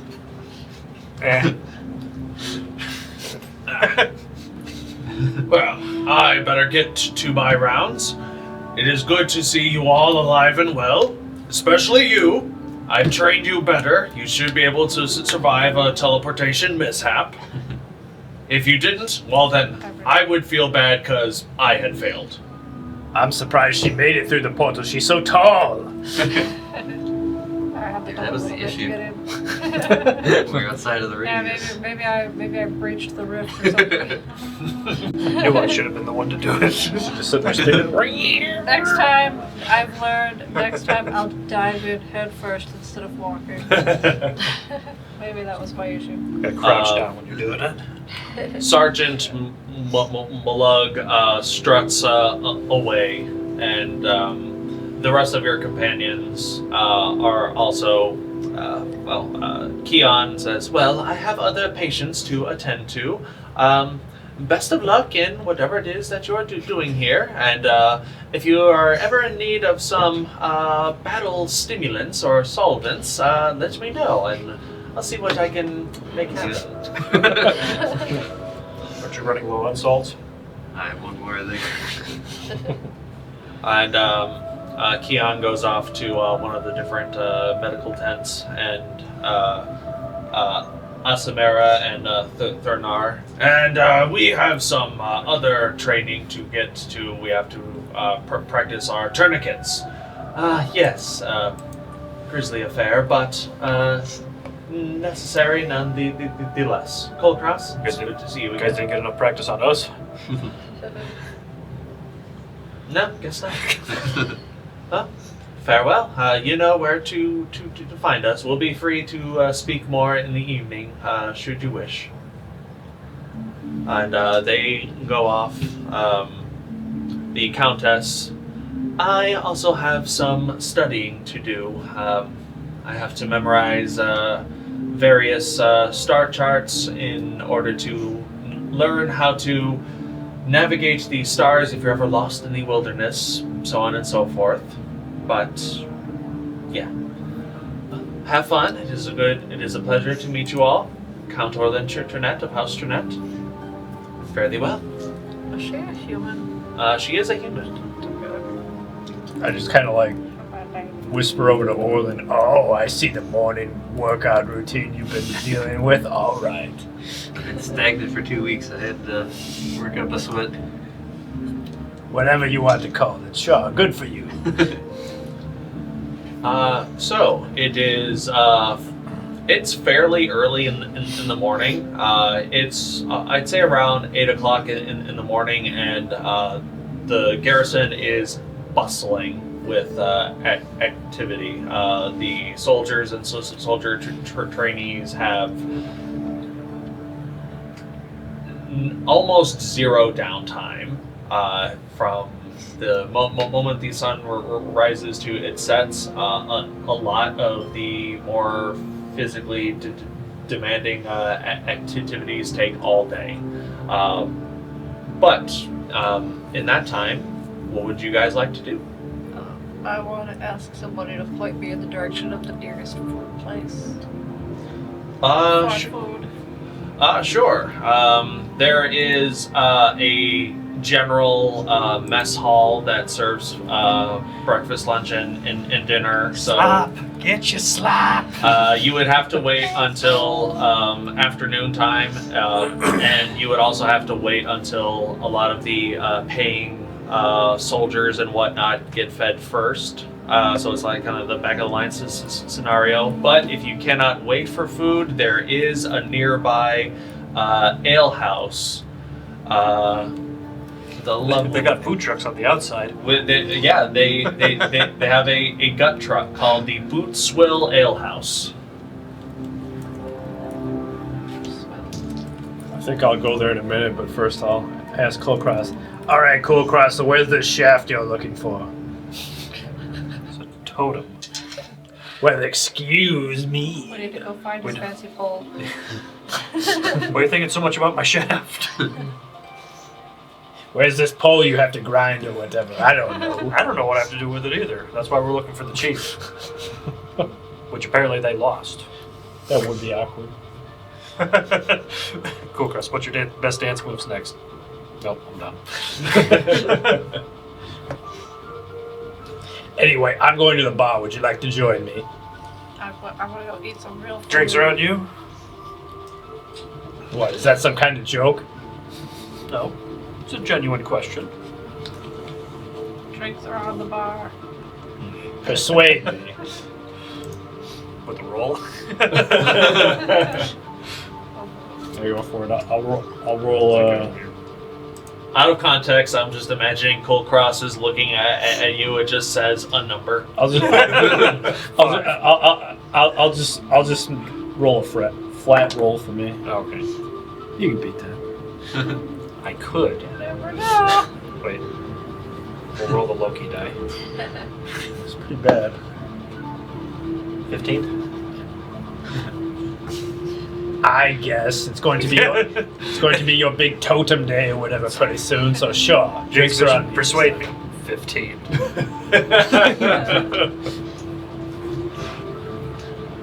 Sure, we don't get out much. I'm sure you've deserved it at one point or another. For what, I don't remember, but fine. You mean 15 gold worth of food on him? Sounds good to me. I'm not buying food, only drinks. Do you want a drink? Only drink. Wait, he said 15. It's like I think 15 gold should cover it. it's like we're leaving. Did anybody else have dreams about fighting wolves or fighting with wolves? Is that just me? Fighting a dragon. I think that was just you. Have you ever gotten kidnapped by a weird cult before? Yep. Close. Yeah, me neither. Technically, yes. Kidnapped, sure. There was that one time. All right, fine, Shiima. If you want to keep asking, I'll buy you food too. Whatever. Alright, let's go. I'm hungry. You still have more squats to do, Orlin. You're welcome to come with I am us. going to see if I can make use of some of the facilities here. He's gonna do lunges on his way there. Say the exact same That's what I was thinking. Yeah, we don't What are you walk gonna there, do? we just Well, lunge yeah, there. yeah. It's a like quarter mile away. Just, Yeah. We gotta wake our muscles up somehow. Orlin, you missed it. I drank your ale. Shiima just takes like 3 steps and she's already there. The fist makes their way over to a small building.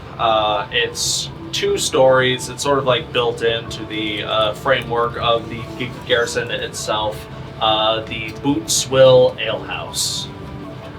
Its motif is a giant leather boot that looks like it is at an angle, and some sort of brown liquid is pouring out of it, but it only goes for about a foot, and then the liquid just sort of disappears as some sort of magical gimmick of the sign. So is that just a sign or the whole building? That's a sign. Oh, okay. The whole building's Yeah, a the whole- whole the building's a boot. That's what I thought. All right, Kulkras. The first drink you have to order is the boot drink. I'll take a boot accepted. drink with my breakfast/lunch. Das Boot. Yeah. Beer fest. The inside is fairly rowdy with a number of hungover, not like younger people, but like the older officers of the garrison, like just getting ready for the day to train a bunch of youngsters and the ways of combat and war in a very advanced setting. But there are a lot of like gimmicky entertainments. There's a big old heavy lead punching bag for those who want to punch it for fun. There's several different dartboards and a large island cooking station so that you can see the food being prepared right in front of you, and just about anything. Any simple meated meal is available, including ribs. Meals per person are about 5 silver each. We all look. I said it's on me. Just don't break my wallet. I'll pay for my own food. Alright. And their house special is Bootswill. It is served in a large. It is served in a comically sized large leather boot, but there is like a glass pitcher on the inside, filled with some sort of spiced mead. Man, I'm so disappointed. I thought the bartender was like gonna take it off his foot and then just start pouring it. It's be sanitary for the soldiers. Come on now. It's a free refill if you use your own food. There is a sign that says that. Quick magic. Let's see. But yeah, house drink is 2 silver. I'm not interested in drink. I need food. Alright, coming right. Alright, 4 house specials coming up. I didn't go. Oh, okay. 3 house specials coming up. Lots of, I'll say, biscuits and gravy with a side of ribs. 2 house specials. I'm not eating. Okay. While the rest of the fist is enjoying the amenities of Bootswill. And I'm eating. I'm like, we've been asleep for like 2 weeks. You're not gonna eat? For some reason, I'm not hungry. I can't explain it. I'm just like, yes, I have no idea why I'm not hungry. Evil. What is Orlin up to? I scarfed down some rations real quick, so I'll mark that off. But I spent a minute to use my new amulet of fine speed, or whatever we called it. I summoned a warhorse, a big gray, like silver gray horse with a white mane and like the white fur around the hooves. Cool. And I put my saddle of the cavalier on it, which I've had in my bag of holding for a while now. And I'm going to trot it over to the animal grounds to see if I can take it for a couple laps. Does it trot like a show horse like this? Absolutely. Yeah. Make a persuasion check with advantage because you are showing up with your own horse. You are a count of a noble house. Who might have supplied some of the animals here? Does your horse have like fancy braids and stuff on its mane? Yes. How much for Shiima's meal? I was gonna pay for it. 5 silver. Yeah, he was like silver. 15. 15. Alright. It's one of those situations where like a lot of these soldiers had like they choose to be here either out of a sense of duty or a wanting to get stronger or to be more than they are. And then this rich asshole shows up and is like, "Hey, I want to play with the peasants too." And the instructor is like, "Okay, fine. I guess it's okay." Running a quick series of obstacles. It's more of the first obstacle for the animal that you have chosen is a long jump. Go ahead and make an athletics check for using the warhorse's stats. And whatever bonuses the thing of the cavalier gets. This Guy. I can't get knocked off easily. Where's that bottle of that wine? Oh, it's over here. Oh, never mind. It's over here. I want to try to drink some of that. The Pepsi one. Yeah, can you get me a bottle of Pepsi from the fridge when you come back? I gotta use animal handling. Animal handling. Animal handling is for controlling an animal that, like, trying to persuade an animal to do something. Since this warhorse is a summoned creature, you have this weird connection with it. It will do what you tell it to. This is more of, is the creature physically capable of doing a feat that you are commanding it? I guess it would have been the same anyway. 13. 13. They are able to clear a almost 20-foot jump. It is a slight incline. They don't want to injure the rider or animal, but they're able to clear that one no problem. The next part of the course is these swinging logs on chains, and the point is to run through them quick enough to where these swinging logs don't hit the rider or the horse. Go ahead and make a dexterity check for the warhorse. 13 again. 13. The horse isn't fast enough, one of the swinging logs attempts to knock you off your horse. I want Orlin to make an athletics check.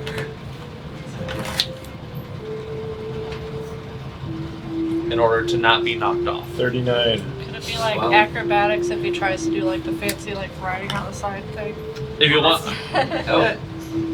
While in the saddle on a mount, you can't be dismounted against your will if you're conscious. And attack rolls against the mount have disadvantage. That's also Like some kind of cartoon All character, right. the log just goes like right off your head. Not a That problem. log just I bounce didn't off. even hear what you turned. I mean, what rich people get? What the fuck? well, this is It just hits my back. there's a secondary thing involved, but go ahead and make that check anyways, or if Okay. you already rolled. What was I doing? Athletics? Athletics, yeah. Sleepy dog. 27. 27. Okay. You only take 4 points of bludgeoning damage. Non-magical, right? Huh? Non-magical, right? Non-magical. So -3. 1 point of bludgeoning damage. I forgot all about that. Damn, rich people. Right? Well, they're So bonuses. through the magic of the saddle, you are not thrown off of your horse, but that does not soften the blow of the impact. So you take a little bit of damage, but your prowess with your armor is such that it's barely nothing. A boulder just rolls down a hill and just bounces off at you. The last bit is sort of like a The boulder. you have a choice.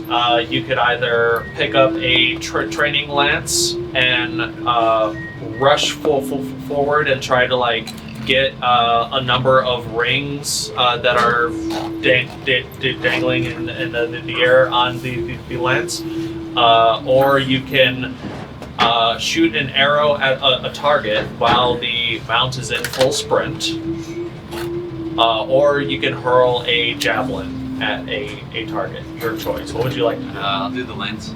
The lance. Okay. What? All right. You are handed a standard training lance. Your warhorse has a full gallop going.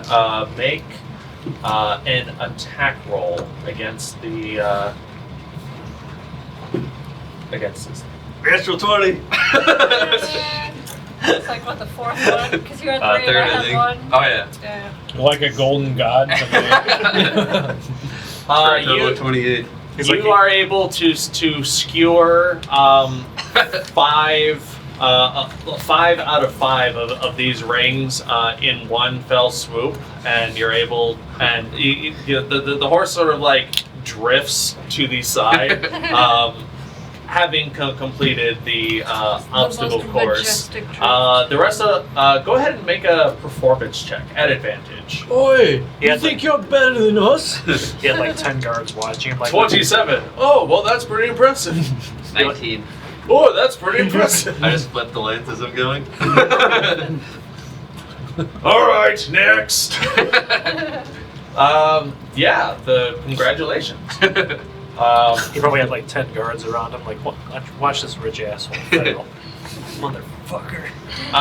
You do see like the Placing bets passing of on the side. coin between some people that have probably betted against you. But yeah, you feel like you have gained a little bit of an insight as to the daily regiment of what these future soldiers are going through, and this is just like one very, very, very small taste. But you see that these people are doing this over and over and over with different mounts, different types of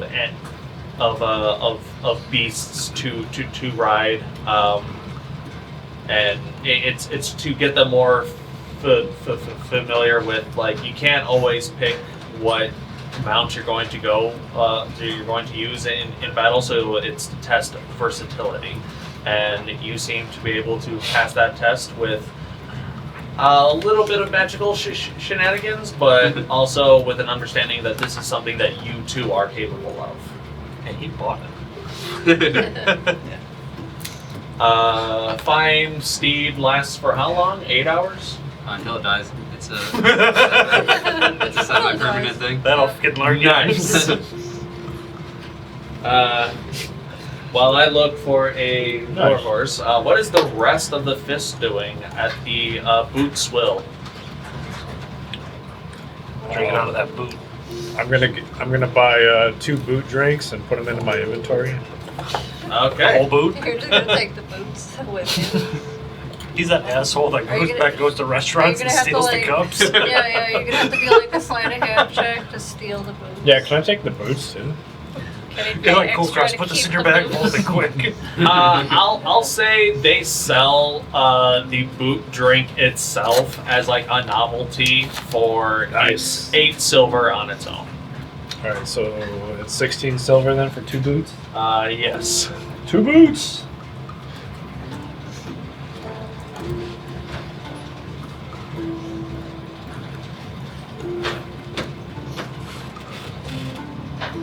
I bet the local leather worker gets a lot of business from this place. Making all those boots for them. And I guess I'll just make some small talk with the barkeep. And I'll just say, this place seems kind of lively. Are you getting ready for some kind of war or something, or is this the usual around here? The barkeep looks over, and you see this this very, very large, rotund human male, bald, with a dirty ass apron. Well, haven't you heard? There's the Dragon Crusade off in the east, and we need as many soldiers to deal with it as we can. So all of these newbies are looking to test their mettle, earn some coin, slay a dragon. You know, the usual heroic stuff. Ah, fools. I hope they have fun. Likewise, I hope you have fun. I'm not going. I'm like. We're talking about the quietly dragon's eating- legs next week. I'm Not like bad. quietly eating. What do you like, mean next week? We're trying to find your stuff off of myself. your And I'm just boogie like, on These people. Yeah, are so we too gotta much hurry of up with morning this so we people. can. poles or whatever. I actually don't know what they look like. I don't think the clan knows what they look like. So wait, you're telling me we came all the way here, almost got killed, and you don't even know what we're looking for? Yeah, so it's a normal Tuesday. I mean, we had a list of places What's a to Tuesday? go for him, and I think we he said came we use the here. normal 2 days. I don't know what they call them on the calendar. Okay. Did we just Garrison. simplify it for? Sure. What was the? Sure. I was doing something else. What are you asking? The days of the week, are they just Monday, Tuesday? No, they're on the thing They're here. on the thing there. There, yeah. Technically, this is supposed to be Monday, right? That's supposed to be Sunday. Oh, that's Sunday, so Sunday, but So what's technically it's Wednesday. Hansen. So a normal Hansen for us then. Sure. Vaxxus, after doing the conversions and measurements, you have basically, with 2 pitchers, you have essentially 32 doses of alcohol. Really, with those boots? Yeah. How big are these boots? Pitcher size. It's like like- pitcher. It's like a 2 like quarts. a cowboy boot, right? A comically large sized cowboy boot. Yeah, it's like a big old I cowboy have boot ale for the rest of the campaign now. Thank you, good sir. Well, you probably- Honestly, it probably should be more expensive than that, but it's but fine. how Yeah. are you gonna keep that liquid I in mean, your pocket? Yeah, 1 pitcher is 2 quarts. I mean, How are you 8, gonna you not said spill that, 8 silver Vaxxus? apiece? Huh? You said it's Yeah. 8 silver apiece? Yeah. It's pretty expensive for the normal man. Yeah, that's fair. Yeah. How are you gonna Okay. not spill all that ale in Don't- your pockets? Don't worry about it. That's my problem. So you're gonna have a magic lid on those boots? They have a comically large sized mason jar lid that can go on. I was gonna say I like take the lip of the boot and like cover the thing and just tie it up on the boot. I didn't know if there's supposed to be cups for this. I'm just drinking it from the boot. But yeah, that's So have they found this dragon, or do they have any leads on it, or what? Tell me what you've heard. Well, I hear what all of what my patrons say. Presumably, this dragon, ever since the last one was slain about 5 years ago now, this current dragon just sort of is an ambush type of dragon. It will show up, cause a lot of mayhem and ruckus, and then fly away. Sounds like someone I know. As I kind of like see if I can unscrew one of the bar seats. It just keeps spinning.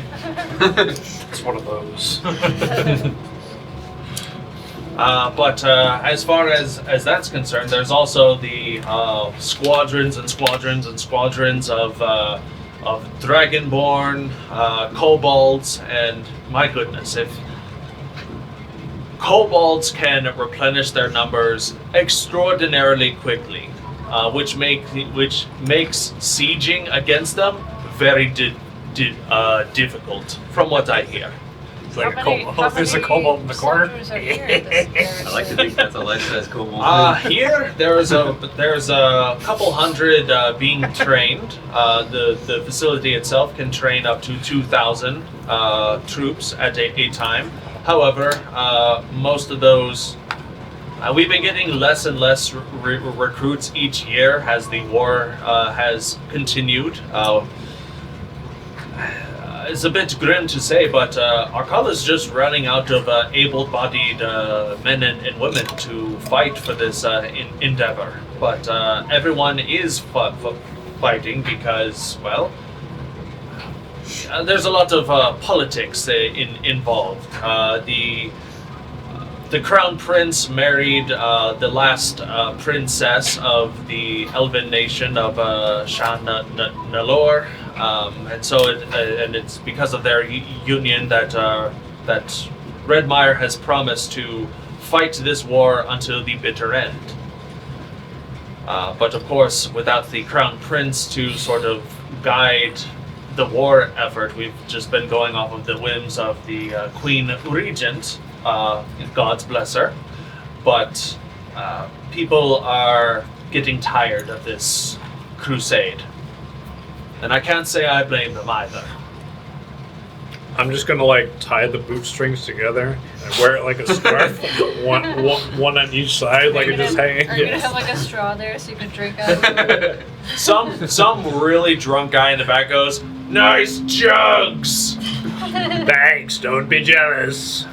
It's that kobold.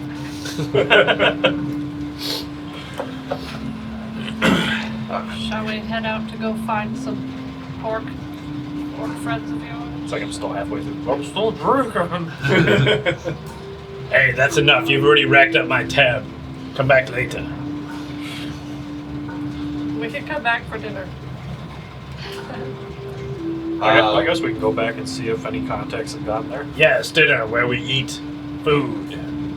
Yeah, you remember Yes, food, don't you? where we all eat food. Well, yeah, that's what you do at dinner, I would assume. Yes. Sorry, am I not part of this conversation? No, you're not. Go back. Okay. Go back to And work. he just goes back to like shining. I don't know what they're doing, to be cleaning honest. He's cleaning out a used He's not boot minding cup. his own business. What is after the animal obstacle course? What is Orlin up to? Once I finish up, I'll come meet him at the bar. He's coming to meet us and we're leaving. That's fine. That's what I was kind of expecting. That's kind of what's happening.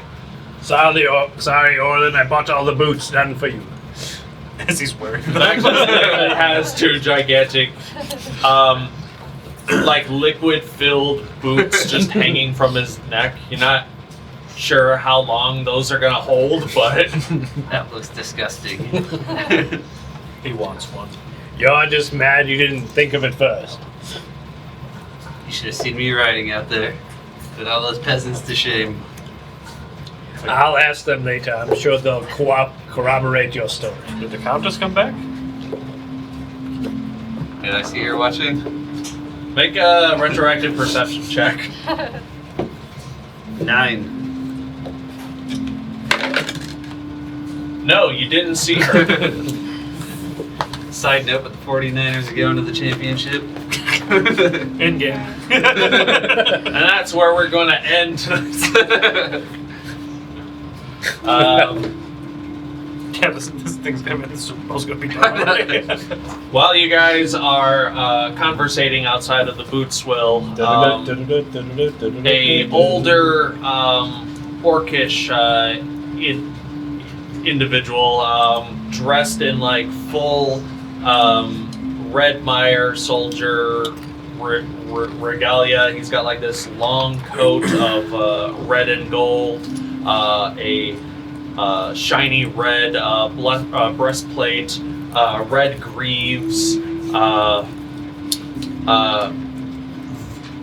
razor thin hair with a large beard, and a pale gray eye. Sort of comes up to you all.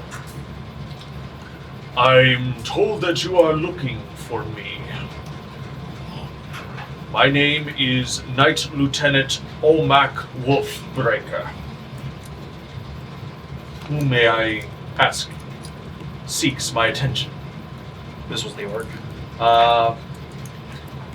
He's addressing himself as Knight Lieutenant Olmac Wolfbreaker, so that's all the context you have. Yes, hello. My name is Freddy Longstocking, and this is my friend Kulkras. I believe he's looking for you.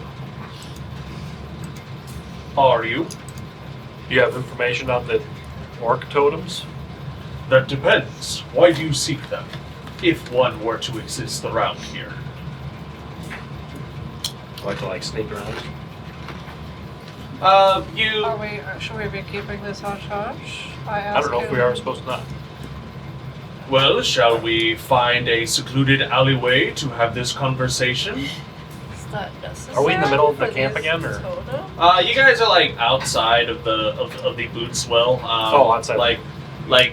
Not there. There's not a lot of people. If you want to This make isn't a a heavy trafficked area. it's not. If there is, people are coming to the Bootswell to go into Bootswell, and then if they're leaving, then they're off doing other activities. As military life, you gotta stick to a strict time schedule. As a lieutenant, I'm sure you'd have some kind of office, wouldn't you? I do, but it is only open for those I invite, and as I'm not quite sure what it is you want from me, that's why I'm coming to you. So, I ask again, why have you demanded my attention? Because you're pretty. I'm seeking the totems because I am a Krush blood. Make a persuasion check with advantage. What's his name again? Olmac Wolfbreaker. Knight Lieutenant. We'll pay you in boot booze. Is this a person of any renown that we've ever heard of? Make a history check. 12. 12. Just -1. That's not bad. 15. 15. First off, with a 12, you know that the title of Knight Lieutenant, as far as like the Red Mire military goes, they are usually in charge of they oversee sergeants and privates during wartime. They are part of the pyramid that people report to. They issue orders. Shit rolls downhill. Is that pyramid scheme? Kinda, yeah. Is he a Crimson Knight or a Red Guard? Or either? He is a Crimson Knight. And you only get to the station of Knight Lieutenant after serving in war for a period of time. The name itself doesn't strike you, but his presence, his demeanor speaks of him having trained and commanded countless soldiers. He is he is older, like you can see like the wrinkles in his face, but he's still a competent fighter. You can sort of gauge that. He's probably here to expand his areas of expertise, what he knows, to the next generation. This might be a dumb question, but are all knights in Akala part of the Crimson Knights, or is knight also a title that's used in other areas too? Knight is a title that is used in other militaries, but the Crimson Knights are specifically Redmire. It goes... Redmire has the Red Guards and the Crimson Knights. Multan of the Dwarves have the Iron Guard and the Iron Knights. Shan Nalor has the Emerald Guard and the Emerald Knights. But there's no Red Guards who are knights. If they were a knight, they would be in the Crimson Knights?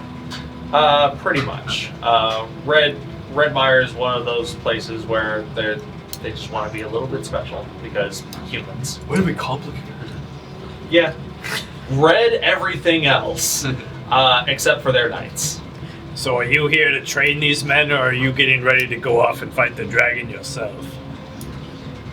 Well, to answer your question, I have fought on the front lines of the Dragon Crusade for many years. Now my duties are relegated to training the newer generation to fight in my stead. And then he turns his attention towards you, Kulkras, with the 15 persuasion. At the sound of Groom's blood. So, you are Kulkras of the Hillbenders. Am I not mistaken? One of you guys give him my title? I said you're a Kulkras. I didn't say what. I'm just shaking my head. Yeah. Let us say I've been expecting you. He is Kulkras of the Great Ass. Why don't you and your companions, the Fist, I presume, follow me to my office? We have much to discuss. Does it seem like he's on the up and up? Make an insight check. Is he a mimic? Yeah, is he really a mimic in disguise? 18. No, he's actually a gazebo in... Two gazebos? Two gazebos in a trench coat. No, he... Did you mean gazelles? Or are you playing off the one thing where they're... I'm playing off the Okay. one thing. He seems to be on the up and up. He doesn't seem shifty. He's not looking over his shoulders, which is a usual telltale symbol of, I know I'm not supposed to be doing this, but he seems direct. See, I told you going to the ale house would be the best thing for this. What, are you going to bribe him or what? We wasted time, now we got him here. Let's go. Very yeah. good. Well, yes, we're very good at wasting time. I think that's one of our specialties. Did a whole 2 weeks of it. What was that? I said we found the person we're looking for. Perhaps. This way. And he leads you to one of the larger Garrison buildings.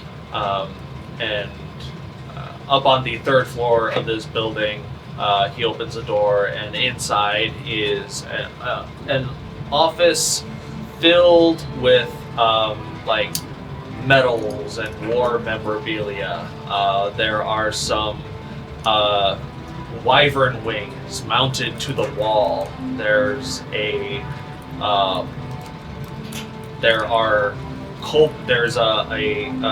display chest of kobold's teeth, and there are a few couches set up with a couple other orcish individuals in the room. Do the couches appear hostile? Yes. I knew it. The couches themselves, instead of like a standard cushy armrest, it's some sort of long, curved tooth, wide enough to support a human arm on. It's made out of Salic. I'm looking around at the Salic's stuff, clearly impressed.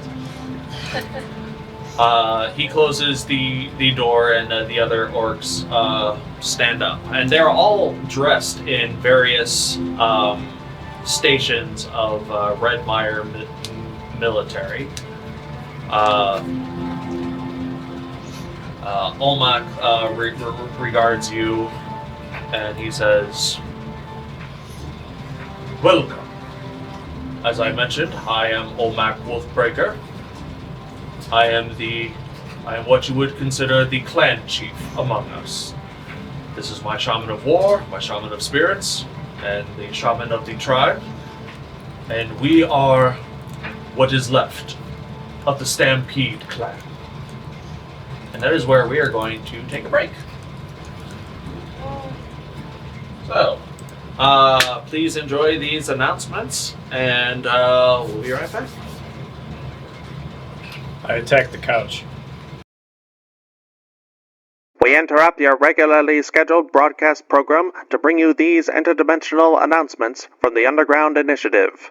We would like to offer our thanks to the people and organizations that help make the Underground Initiative what it is today. Some of the music you're hearing in the background comes courtesy of Midnight Syndicate. These horror music pioneers can be found on Spotify, iTunes, Ask Alexa for Midnight Syndicate, or at their website at midnightsyndicate.com.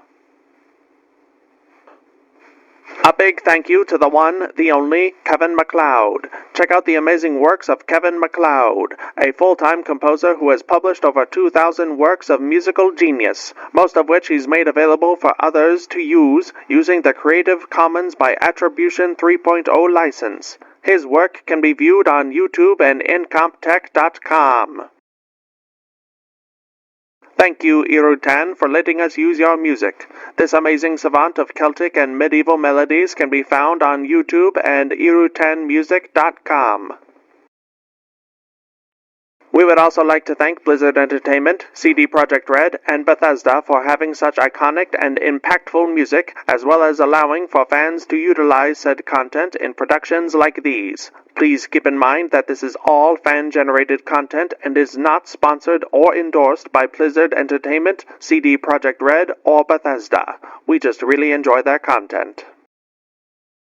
A big shout out to Derek and Brandon Feitcher. Their amazing compositions can be found on YouTube under Fantasy and World Music by the Feitchers, as well as iTunes, Bandcamp, Amazon, and Spotify. Go check them out. Stringstorm does music, voice acting, sound effects, and more. There's a lot of creative symphonic metal music on their YouTube channel, and most, if not all, of their songs can be purchased at store.stringstorm.info. Various artists and animators were vital in bringing the Underground Initiative to life. We would like to thank Edvartico, who can be found at twitter.com/Edvartico. Sunzaki Kojika. Check out her artwork and content at twitch.tv/Sunzaki Kojika, and CJ Emmanuel II. Thank you very much, and enjoy the show. And we're back. So, the rest of the individuals in this room, one of them you do recognize as. Actually, no. You wouldn't know this because you haven't introduced this individual yet. However, now recognized Clan Chief Olmec Wolfbreaker introduces the rest of the orcs in this room.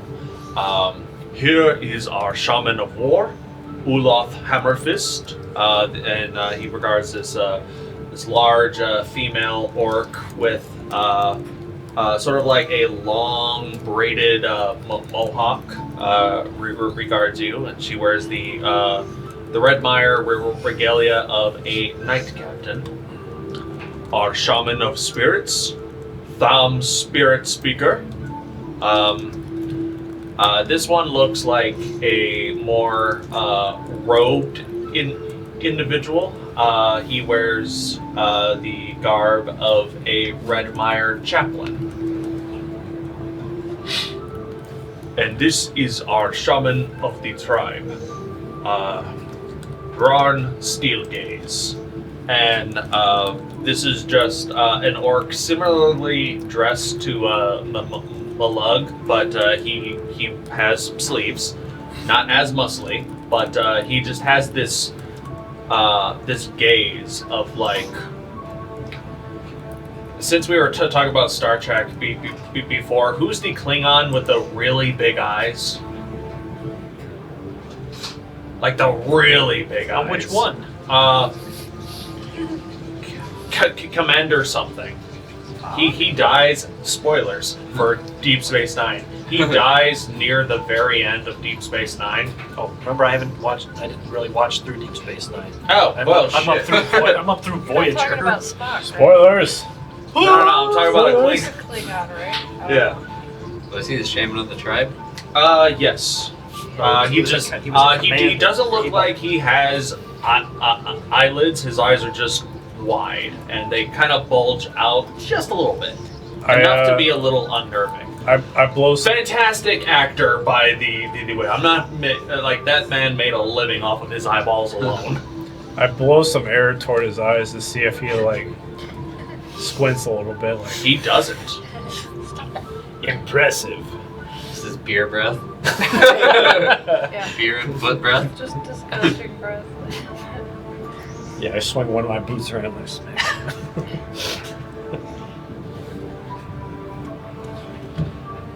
As I said, we are the remnants of the Stampede clan. One of the 4 clans that were given command of Father Grumsh's armies, headed by one of his sons, Ilnevad, the War Maker, Horde Leader, Lieutenant of Grumsh, War Master, and the Son of Strife.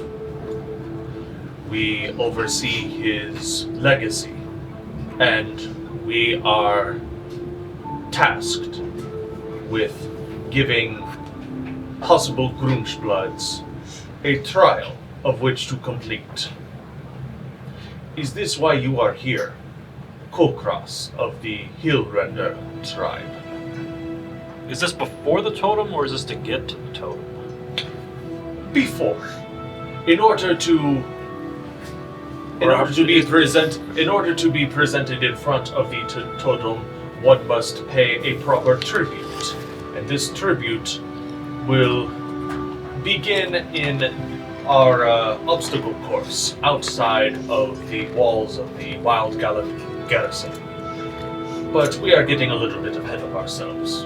Once again, I ask, is this something that... Will you accept these trials, Kulkras? I will. Without hesitation. That means Should- you I are should have rather... asked. That means you are rather brave or rather foolish. Yes. I guess that is for Father Grumsh to tell. It's always my favorite answer. Do you accept this or do you accept that? Yes. Robert O'Reilly is the name of the actor, and he plays I thought he Gallop. was going to be in charge of the obstacle course. All right, Yeah, you gotta guys. fight a Klingon. We gotta go find Robert. He's what is that? A bathlon or what is that thing with the 2 blades on the side? Oh, that thing. The Klingon sword thing. Yeah, yeah. Batleth? Something My like left. The only reason I know that is from Cable Guy when Jim Carrey's fighting the other guy in medieval times. It's like it's when the Klingons fought. It's doing that noise. I'm throwing up an image in group chat just to like. Oh no. Like, I cannot express Oh no. how Which group? threatening this man's eyeballs are to me. Oh, I'm pretty sure that's Gowron. We lost Gallop, yeah, that's what I said. him. We lost him, Jim. It's dead, Jim. On Facebook. For God's sakes, Jim. Yeah, Facebook. I'm a doctor, not an engineer. There we go.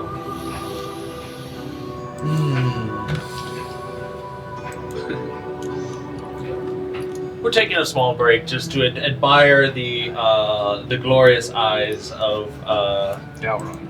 Gowron. The Klingon. Tell me you are not intimidated by this man's eyeball game. I know it feels like somebody's watching me. No, but I remember watching him in Next Gen needing Picard's help, so I was like, this guy? He's kind of a dick.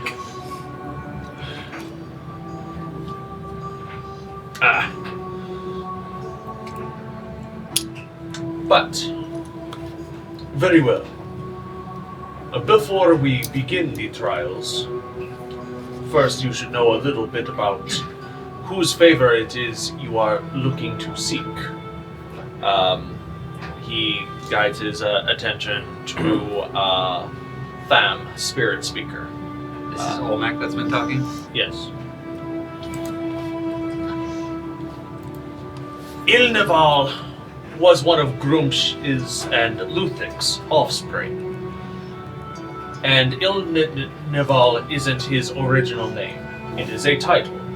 For Grumsh has many children in many realms of reality. And that horror.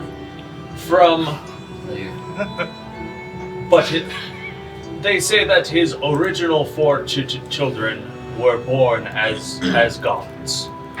But throughout the multiverse, as it were, he seeks out individuals with similar promise to his original children and will elevate them to deity status and give them the names of his first 4 children. Anyways, the Ilneval of Terra. He was not born a deity. He earned his place in the Orc Pantheon, much like his other siblings. Raised in a forest-dwelling tribe, Ilneval will learn to speak with the beasts of the land in order to find the best hunting game in the area. Over time, the beasts of the land became his trusted allies, becoming his eyes and ears of the forest, and used to defend his tribe from outside invaders. Grumsh took notice of Ilneval's ingenuity and elevated him to a divine status. With his station came the knowledge of every battle plan any orc has come up with, making him a master strategist. He would go to lead wars in Grumsh's name with his new tribe, the Stampede. Ilneval remains with the rest of the Orc Pantheon on the plain of Acheron after the Cataclysm ended and the Divine Gate was erected. The Stampede would continue to operate until the Dark War.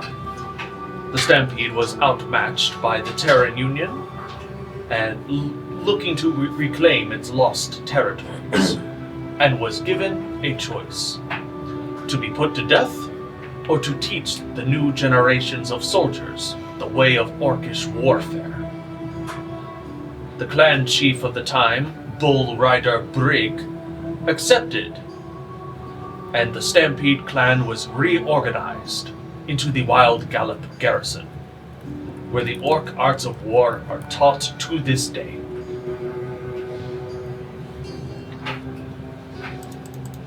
This is the legacy that you are attempting to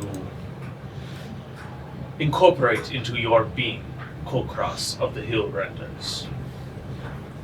Suddenly, that dream makes far more sense. If you had a vision of things to come, then hopefully this means that you are indeed on the right path. But in order to be presented with Ilneval's totem, you must first venture out into the grounds, and your companions can join you on this quest. Sounds so dirty. You must look for 3 items. 2 are mandatory. The third one is optional, we'll say. The first 2 are a chunk of stone piercer root, no shorter than 6 feet in length. This root grows from a tree whose roots pierce a granite structure and come out all the through this large granite stone and comes out the other end. This root is called stone piercer root because it is able to pierce stone over time. Most tree roots do not grow through granite. It is one of the more solid stones known to Terran kind. But if you are able to acquire a good chunk of it, as I said, no shorter than 6 foot in length, that will be one of the offerings to Nevad. 1 Shiima tall. Their wishes. Take heed, for it is guarded by bears. Like Shiima, like shoulder height. No. He said at least 6 foot. We're going full Shiima height. By bears, you mean like owl bears? The second piece of the offering What is wrong with you? Vaxxus is used to getting ignored. Continue. is a little more simpler to understand. It is a spool of silver thread from a phase spider. There is a nest not too far away. It is up to you to find it. The last piece of the offering, and once again, this is optional, but you must retrieve an arrow from a monster. Now, we have already cornered this monster into a very, very narrow valley, a crevasse of sorts. It cannot escape. It cannot climb out of the valley that it is in, for the valley itself is surrounded by sharp, thorny brambles. If it attempts to escape, it will be cut by the brambles, but I'm sure you can find your own way to navigate through it. Retrieve the arrow from it. Whether the beast lives or dies is up to you. But if you are able to acquire all 3 before the sun sets. Oh crap, time limit too. Today? Wait, I was like, wait, the sun's already set. It's about noon. Retrieve all 3 items before the sun sets, and we will consider your trial complete. And we will show you the way to Ilnavad's totem. Well, what's this creature with the arrows in it? It was kind of generic. You just said monster. Indeed. Is the crevasse nearby as well? It is. Utilizing that net zero intelligence. Kulkras, have you heard the old saying, ready, set, go? The monster itself, all we can really say that it is a ferocious beast, and you should not feel bad about slaying it should you have the opportunity. If it were to get out of the crevasse, it would spell problems for our trainees who we send out there. But seeing as it is guarded by certain brambles, it should not be able to escape. If you can ascertain the nature of its prison, perhaps you can gain insight to what the monster is. You just said you don't know. We know what it is, but we're not telling you. That's part of the trial.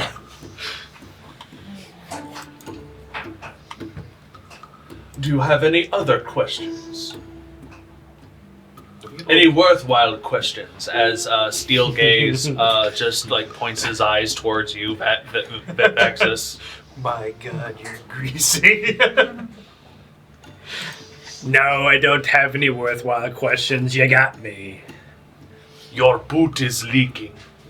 No, you lie. I look at her.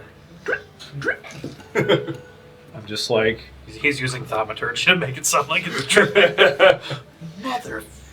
You watch his fingers are just making that noise. Did we get a direction for the chunk of stone piercer root? We will say that, well, most of the obstacle courses are cleared of trainees for now. We can escort you to a section of the forest. Most of the forest and obstacle courses are separated by large mountainous structures and switchbacks. Are these all by obstacle courses? More or less. Okay. It'll make navigating them a little bit easier. But these three particular patches of land will be within the same area. Well, Well, you guys ready for a scavenger hunt? Let's do it. very well. I'm not going to have fun. You can't make me. We get to kill an unknown beast. Seems pretty fun to me. And you have an insane amount of alcohol on you. And I'm very proud. Thank you for noticing.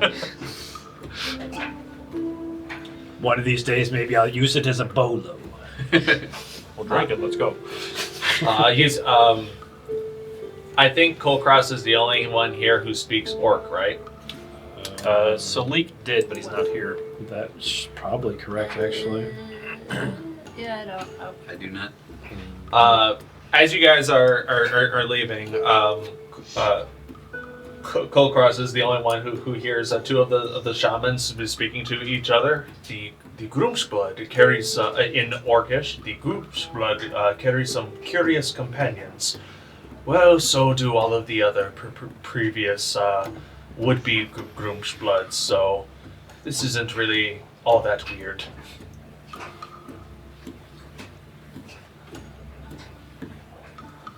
Eventually, you are led to the outer walls of the Wild Gallop Garrison, and it is a little bit of a march to into the eastern portion of the map, where there is there are large mountainous valleys before you. Some have clear trails within them. Others are a little bit more covered and concealed by dense forests, but they all seem to be sectioned off by these large mountains and plateaus. Almost like here's this large 50-mile patch of forest that is surrounded by mountains, which opens up a narrow passageway to another round stretch of forest, and so on and so forth. Can we see the ocean from here? I know we're pretty close to like the edge of I the. thought we were pretty centered. No, we're on the edge. I'll say we're right there. Okay. Yeah, we're on I'll the say edge. you guys are fairly close, and the Wild Gallop Garrison is kind of an elevated station. It's far, but you can see a thin line of blue where the ocean is. Gotcha. Okay. Just curious. And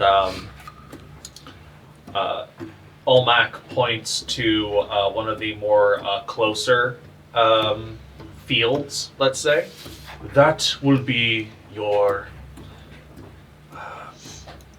this will be your area where the trial will take place. Use whatever means that are available to you. Orlin, are you still on your horse? Yeah. Orlin's on his horse. I'm riding a horse. My horse is amazing. Don't lick it. It does not taste like rainbows. First of all, it's supposed to taste like raisins. I was thinking about the different one. My well, best of luck. As he walks away, he gives your horse a slap. It doesn't react, as it is a summoned corporeal mass rather Also, than war horse, so should be trained for It absolutely getting is. slapped. It winks at him. Oh. Ugh. Only my master's about to He smack. just smiles. So, what do you guys do? Oh, do you guys see Is any it bears just around? Is it just an open field? It's field is more of just like a generic term. It is a densely packed forest. You see where the where like the trail from up where you are will go down into it, and it curves it makes it a couple hundred feet into the forest, but then it is completely engulfed by forest canopy cover. Well, would you like to lead the way, Kulkras? This is your part of the adventure. Kulkras himself has a passive perception of 17. Holy. I don't know how that is, but... Do you have alert feet? Do you have the alert feet? No. You can see the brand of my shoe, even though it's on the inside. With a passive perception of 17, is there something you're looking for? Well, I figured we'd tackle them in order, so I'd be looking for that area of stone and bears. With a passive There's a lot of perception of bears. 17, from here, this elevation, it's pretty high up. You're going to have to either actively scan and even that, it's like, I'm looking for a bear from, like, through the canopy of trees. Even with a natural 20, I'm still going to be like, What do I? You're gonna do I have see? to- Do I see a path to where these training courses would be? you see that the path kind of goes into the middle, but it only goes about 100 feet into the forest, and then it is completely engulfed by the canopy. You would assume that the path goes in further, or maybe it just dies out entirely. You're not exactly sure from this perspective. You're most likely are going to have to go into the forest and start making animal handling or survival checks or nature checks to try to find evidence of bears or spiders or monsters. Oh my! All right. Or get lucky. We'll go. We'll start wandering in then. You said it's pretty dense, the forest. Yeah. Okay. Can't take the hint. Walk. As you guys enter, it is almost an hour's walk just to get into the forest itself. So you're burning a little bit of daylight. Couldn't start this quest in the morning. Yeah. Can we ride your horse to go faster? all of us. You guys enter the forest, and immediately you can see like there has been a lot of boot activity here. Like many trainees have walked this path, probably for different reasons, whether it's for field training, wild berry hunting, animal hunting. They're like trainees will come in here for all sorts of reasons. Arrow fletching training, and the first couple hundred feet, just lots of activity. You see some trees are missing branches. You see the remnants of a campsite that wasn't cleaned up properly. Vaxxus finds an empty bottle upside down in the dirt. Someone left an unfinished fletched arrow just sticking out of a tree. But as you go 300, 400, 800 feet in, the rest of the forest looks a lot more wild, a lot more untouched by most civilization, and the path itself kind of disappears, as at this point you have only your wits and your understanding and your companions to keep you safe in this wild part of Good thing we have the wits. of training. You So- the wit.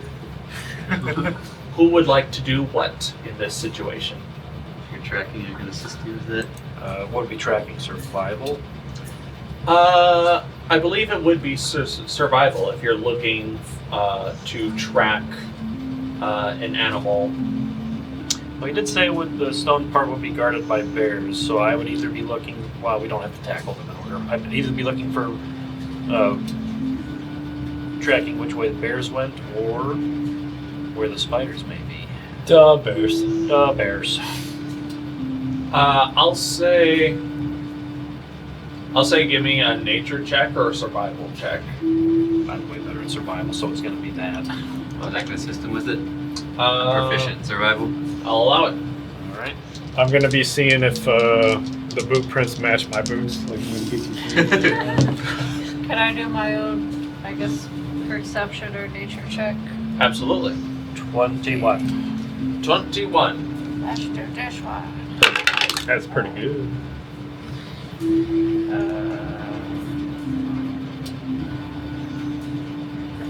If I do perception, that's just looking, right? What would nature give me different? Just a more insight on nature-based information in general. Like looking, like perception is like, what do I see and what do I spot that's different. Like one of these things is not like the other. Nature is like, okay, if I was looking for a bear, where would I look?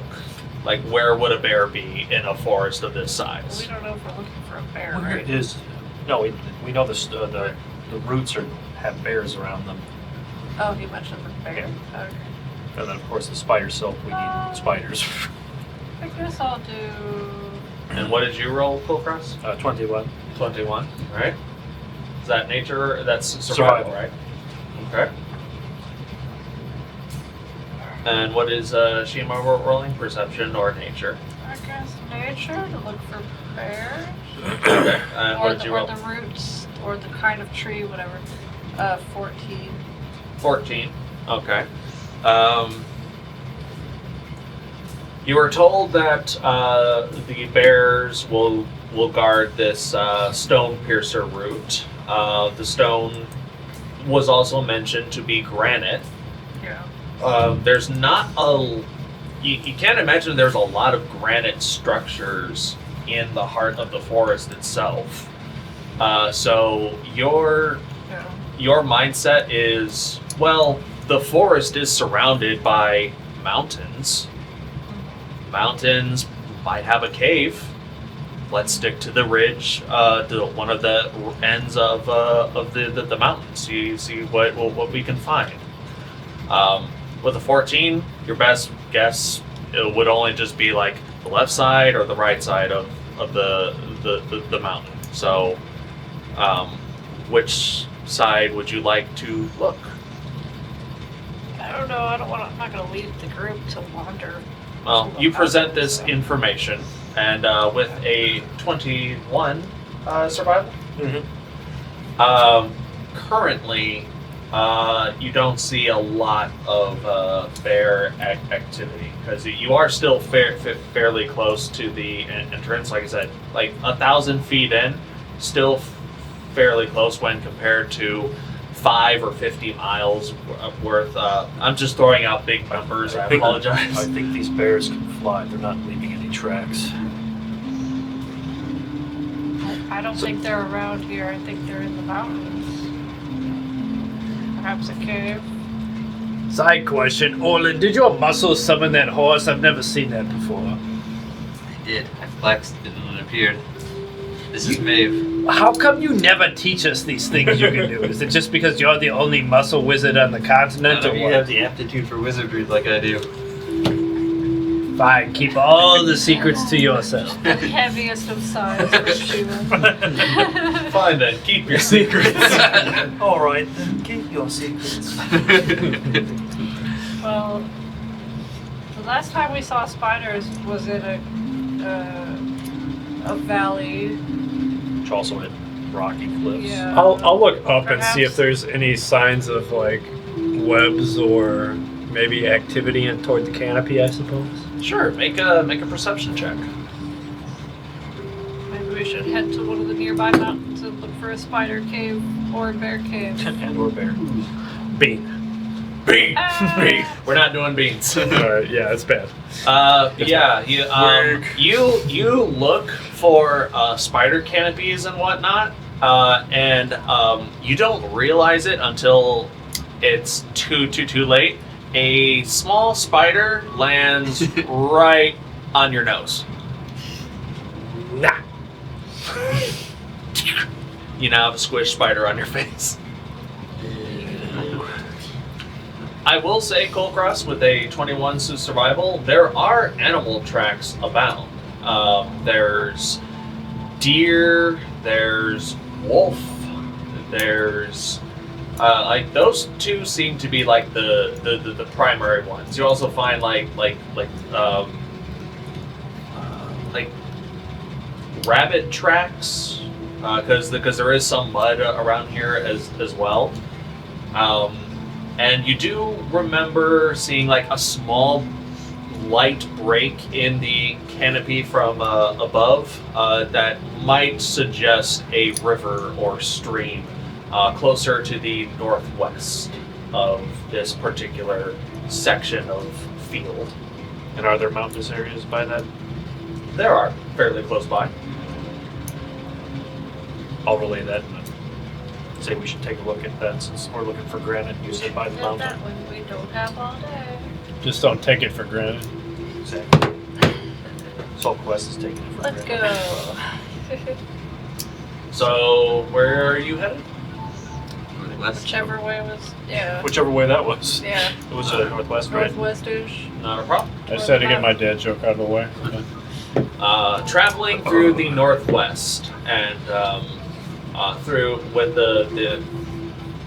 through with all of you here, you're able to track where northwest is.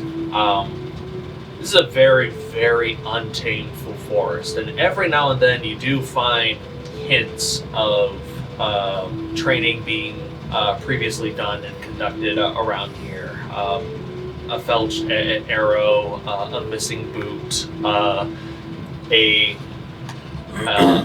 noose trap that is poorly made, or You know, I can start. that has been activated, but there's nothing in it. I can start whacking a path with my +1 scimitar. Every now and then, a deer or an elk might get spooked, and you hear them galloping through the brush. About an hour and a half so later, you make your way to what can only be described. You start to hear a stream. You hear a river.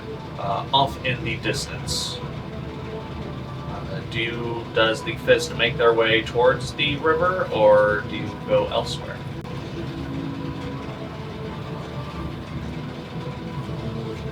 Can I like stealth toward the river? You can. Hey, Try Orlin, to do you look think for bears? Saoirse could maybe scout ahead somehow or above the canopy? Maybe give us a. I'm gonna roll a stealth check.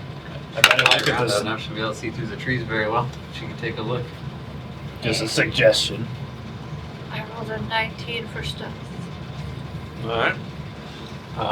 Shiima, you get down and you Sneak pull up. away. You pull a little bit of like the nearby dead brush to like create a sense of artificial camouflage. She's got 2 sticks. With a 19, it's not bad. I'm invisible. And I put a stick on my tail so I could brush away my footprints. Nice. So you're stealthing ahead I'm gonna and stealth toward the river to see if I spy any creatures such as bears all right. or anything else. I'll say you get to about 100 or so feet away from the river itself. Go ahead and make a perception check.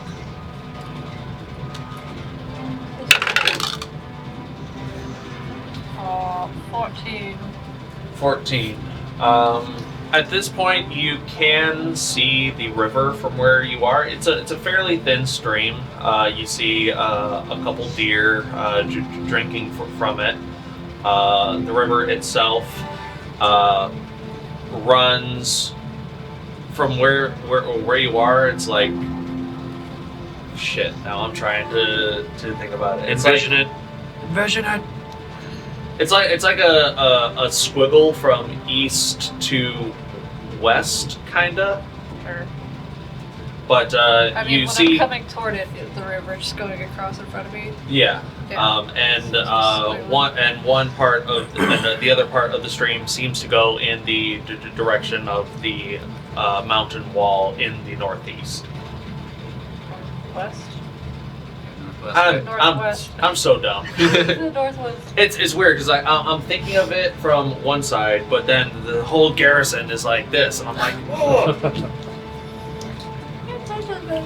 Okay, well. I don't see anything. Just You don't see any bears. With a 14, Can I hang out for just like another minute so I can do another perception check? Sure. While that's going on, what is everyone else doing? Officer should do a lap overhead and see if she can see anything. Alright. Is Saoirse looking for bears or looking for tracks? Mainly bears. Alright, give Saoirse a perception check. Gonna inspect. Holy shit. Natural 20. Number 5. Where are these bears at, man? Yo, John, go buy some lottery tickets. For real, that's like what, your 4th or 5th natural That's 20? my fourth. Fourth, yeah. Ridiculous. 25 total. 25 total. You go, Saoirse. I will Saoirse say. sees all. I will say. Can you look through the eyes of Saoirse? I do not have that ability activated. That would be my Beast Sense spell. Can she see through the astral plane and visualize the DM that's guiding our adventure? Saoirse is looking at me and she's like, I see right through you. Just tell them where the bears are, you bitch. She does have the Beast Bound ability that I can use once a day, so can I say that I did that before she left? Yeah, absolutely. The feeling, does the creature have to be within a certain range to telepathically Check. convey This is the first time I've senses? used it, I think. Yeah.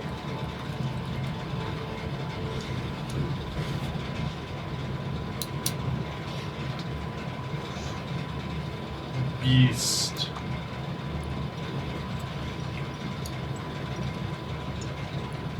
Does Yeah, let's- mention? Oh, I have to stay within line of sight of it. Okay. So probably So, Well, she's gonna be up in the air, so you should see her, right? depends on if the trees are in the way or not. why doesn't Orlin make a perception check? 14. 14. I'll say there's too much canopy cover, but Saoirse does make a pass around. Takes about 5 or 10 minutes, and then comes back to you and conveys through emotions. Big creature. Scratched trees. Hole in the wall. I believe there's a cave up ahead that seems like it's for a bear. Or bears. Or owlbears. Bears. Saoirse, Shiima, make a perception check. I hope it's a regular bear, not owl bear. Not really any better. Only 12 that time. You see this flying drake creature circle around, and I then get distracted by Saoirse and this guy. yeah. Okay. But eventually, either I'll the just fist follow, can. I'll just follow Saoirse. I I was guess. gonna say we probably head once you conveyed that we'd probably head that way to save our time. The fist reconvenes, and I assume make their way towards where Saoirse has pointed out. Still got that ability to talk to animals? Yeah. We can ask the bears to just take it. Take what? The route. Take us to the route. Just so we can have it. Oh, then I think you should wrestle it into submission like you do everything else. That was my plan, but I could try and talk to it. Fine, it's not as fun, but you go right ahead. I mean, more than likely we're wrestling it anyway. You could wrestle the bear as a distraction while we go rip out the root. And then we run. Another First we have ta- to make sure it's Shiima sized. another tale in the Epic of Orlin. I wrestled the You just bear have to once. like throw it to me and I'll just I hold was it up. totally gonna grapple it. Damn it, we're short. As long as it comes up to my shoulder, we're fine. Bear claw Orlin. You see me wrestling a bear, you better go help the bear. I love that joke. As you approach one of the walls of the mountains, the mountainsides, you start to see more of a defined activity. You do see large claw marks in trees. You see ample bear droppings in the surrounding area. You even find what appears to be a chipped or loose claw in the area as well. Eventually, about 100 feet or so ahead, you see what could be described as a cave within the mountainside, with this large tree kind of growing at an angle, which provides a lot of shade for the cave mouth.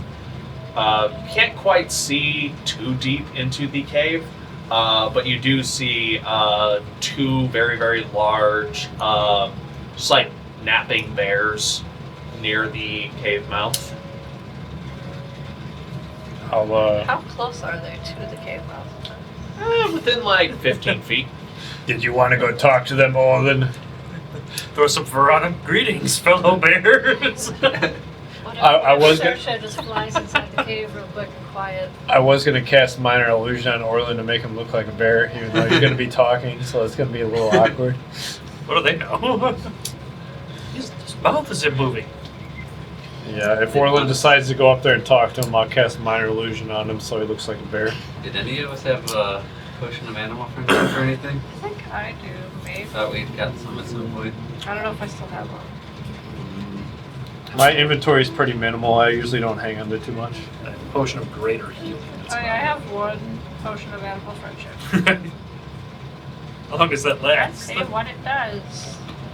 I think it just casts to Cast be able animal to. friendship spell, which is a DC 13 for 1 hour. What does it do? I don't know. I'm not sure what animal friendship spell does. I don't I think it basically uses a charm spell on him. Choose a beast you can see within range. It must see and hear you. If the beast's intelligence is 4 or higher, the spell fails. Otherwise, the beast must succeed on a wisdom saving throw or be charmed by you for the spell's duration, which is 24 hours. Do it. Do we drink the potion or do we splash But the for animal this, it with only it? lasts for 1 hour. For this, it says only 1 hour. Must be a. Because it's Must be a special. Because it's a one. potion, yeah. Yeah. So you drink it, and you would sort of like you drink it. You look at the creature you wish to to be friends with, and then it must see and hear you. It must meet your gaze, and then in that moment, Oh, so a maybe not connection minor can illusion, be then. formed or not. We do that and then I can cast Speak with Animal and see if they'll let us in. Or if they can take us to the room. And bear Orlin. It's a foolproof flat. What could go wrong? All right. Tell them you're looking for a smackerel. Okay, so Orlin, He's got 3 things on him. is that the plan then? She's gonna let me have the potion then, yeah? Okay. How do you approach the cave mouth, Orlin?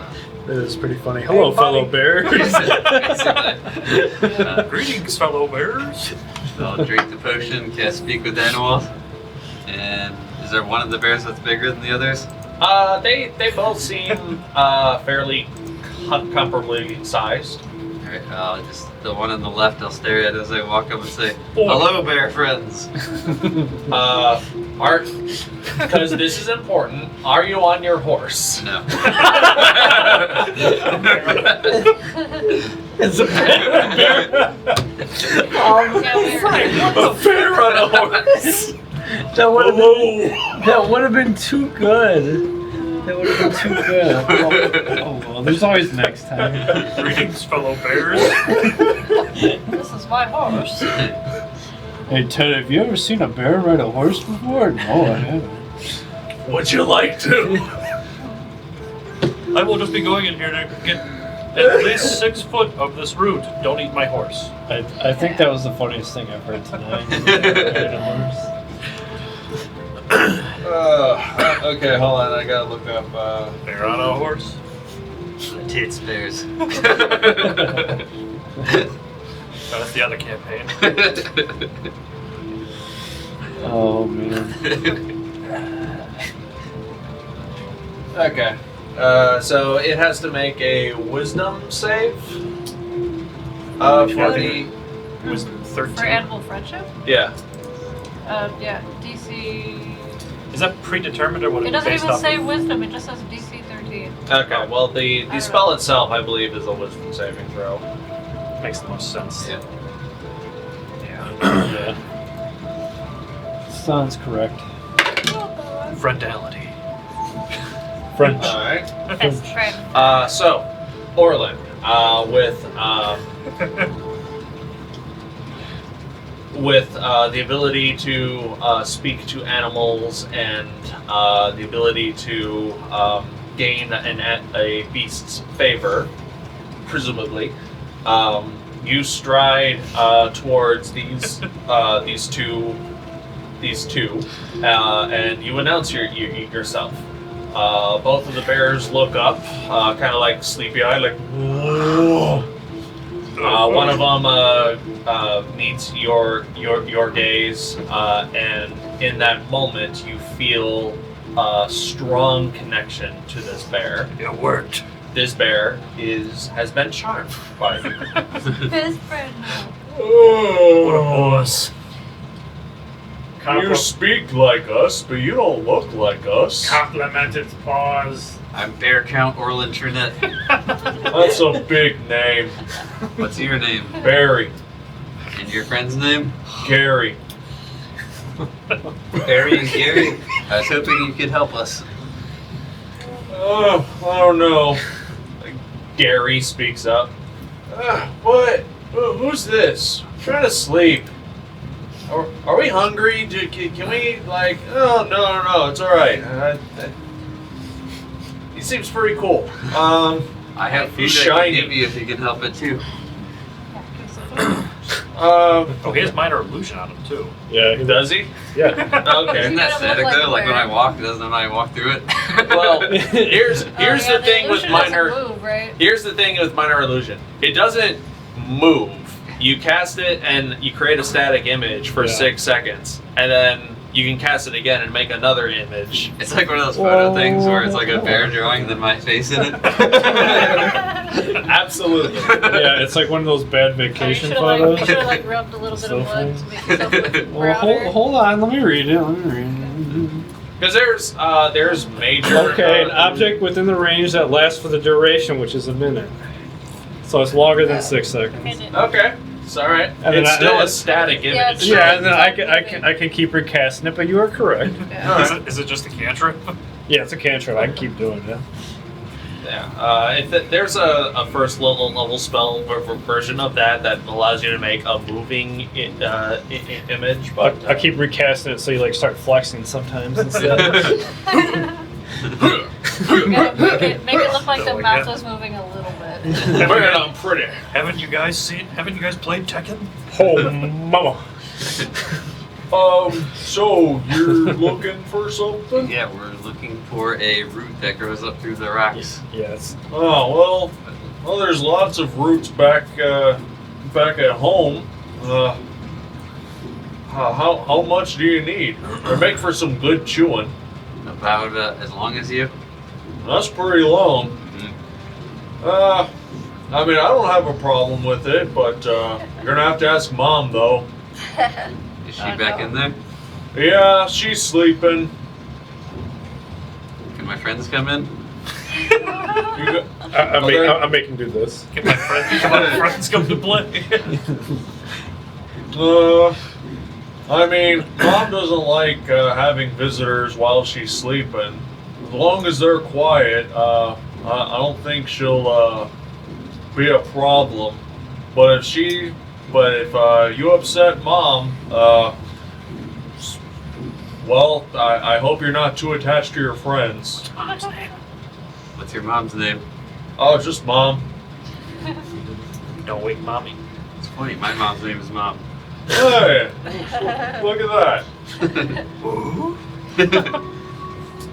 But yeah, if you want some of the root, you can. Just try not to wake Mom. If you do, well, it's nice knowing you. Well, you stay out. But then he's not going to look like a bear. I'll pull out one of my rations and tear parts of like the biscuits and stuff up and throw it for him. Oh, sweet. Oh. The bears are now eating and not really interested in you or what you're doing. We just walk past. We can go in, but we have to be quiet, which isn't really my specialty. But the cave itself, Or do you just want to wait out here then, and then if you hear screaming, run in? the probably a cave. good idea. The cave mouth itself is not that very wide. In fact, it's not that tall either. It's only like 5 feet tall, so you kind of have to like hunker down to get in. And it doesn't look like the roots from this tree are growing straight down through what now that you're closer, this whole section of the cave is made out of a different type of stone than just like generic brown or gray rock. Yes. I'm gonna shadow Orlin, like walk right behind him, so I can still keep the minor illusion going to make it look like there's still one bear. That's him talking. Are you like in the illusion too? Yeah, pretty much. It's just sliding along the ground. It's like every 6 seconds you have to like hop. It's like, hop. Eh, Yeah. eh. And yeah, it looks like Kuma from Tekken, basically. Maybe you two should be the ones that go in then. Probably. Unless someone has a way to make me invisible. I actually don't have that. Don't think so. I was thinking of getting that, but I didn't. I mean, maybe my dark vision will come in since I can see in complete darkness. I think all of us have dark vision at this point. I mean, I don't know how dark the cave is. It's I pitch don't know if black I have and white. anything invisibility related.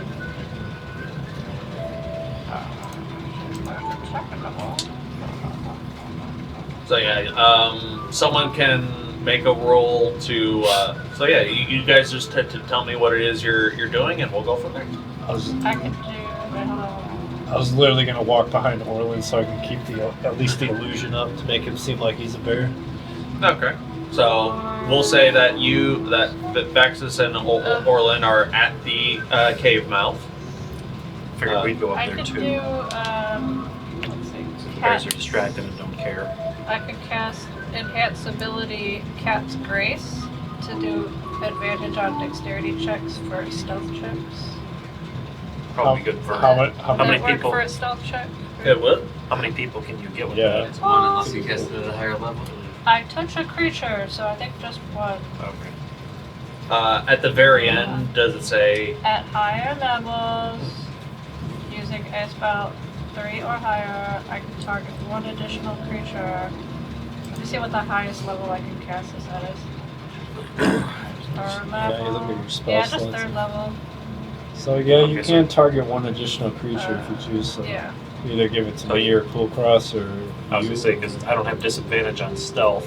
I think just do it on you two and you guys can go in, and if there is a fight, we'll run in. I have really high stealth, so. All right, if it's me and Kulkras, then I guess. Well, Who has the lowest stealth? To you. yeah, mine's pretty terrible. I have +2. Mine's -2. So. I mean, just Shiima and Kulkras should go in. And me Well, and Vaxxus if can I go up. cast it at second level, I can do just you. If I do it at third level, I can do 2. Well, What we figured if you cast it at a higher level, just be me and you go in. Yeah. That way we're almost guaranteed, and I should be able to. Even hope I without don't. disadvantage, neither of us are very good at stealth. I thought you had to talk, or we're just sneaking to get what I we think need. they're just and then going in leave. to get it and trying not to wake her Yeah, out. we're gonna, Oh, we're gonna okay. try and sneak Alright. in. Then both of them are disadvantaged because of their armor. Yeah. So your spell would only put them at normal. Someone can then take just- the time to take their armor off. So just me and you then. Yeah. So yeah, I'll just do it at second level and just do him. I'd rather So it's Kulkras and Shiima are getting Cat's Grace? No, I think she said just. Or Well- just Kulkras? I mean, I could do it on me. I have a really high stealth, but Sorry, I could I- still roll badly. I misheard. Yeah, I guess I'll do it on me too. Okay. So yeah, I'd rather bathe than take off my armor.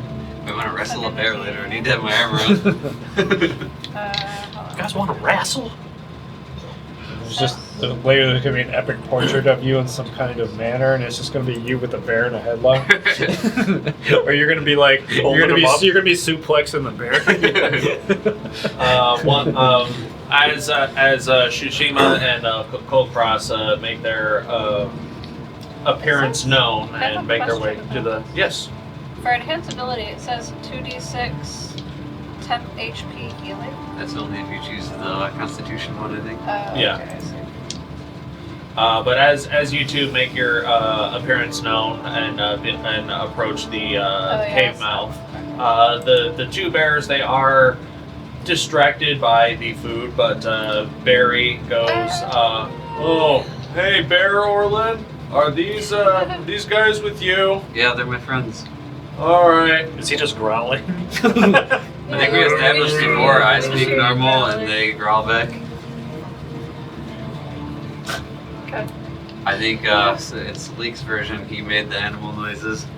Yeah, that's Just make sure you're not bringing anything dangerous. Mom doesn't like it when that happens. They'll be extra careful. Uh huh. Oh, Well, yeah, they're like, yeah, sure, whatever. this dick. Okay, shall we? Yep. It's Nice. advantage on stealth with this? Advantage on stealth. So you guys are stealthing in.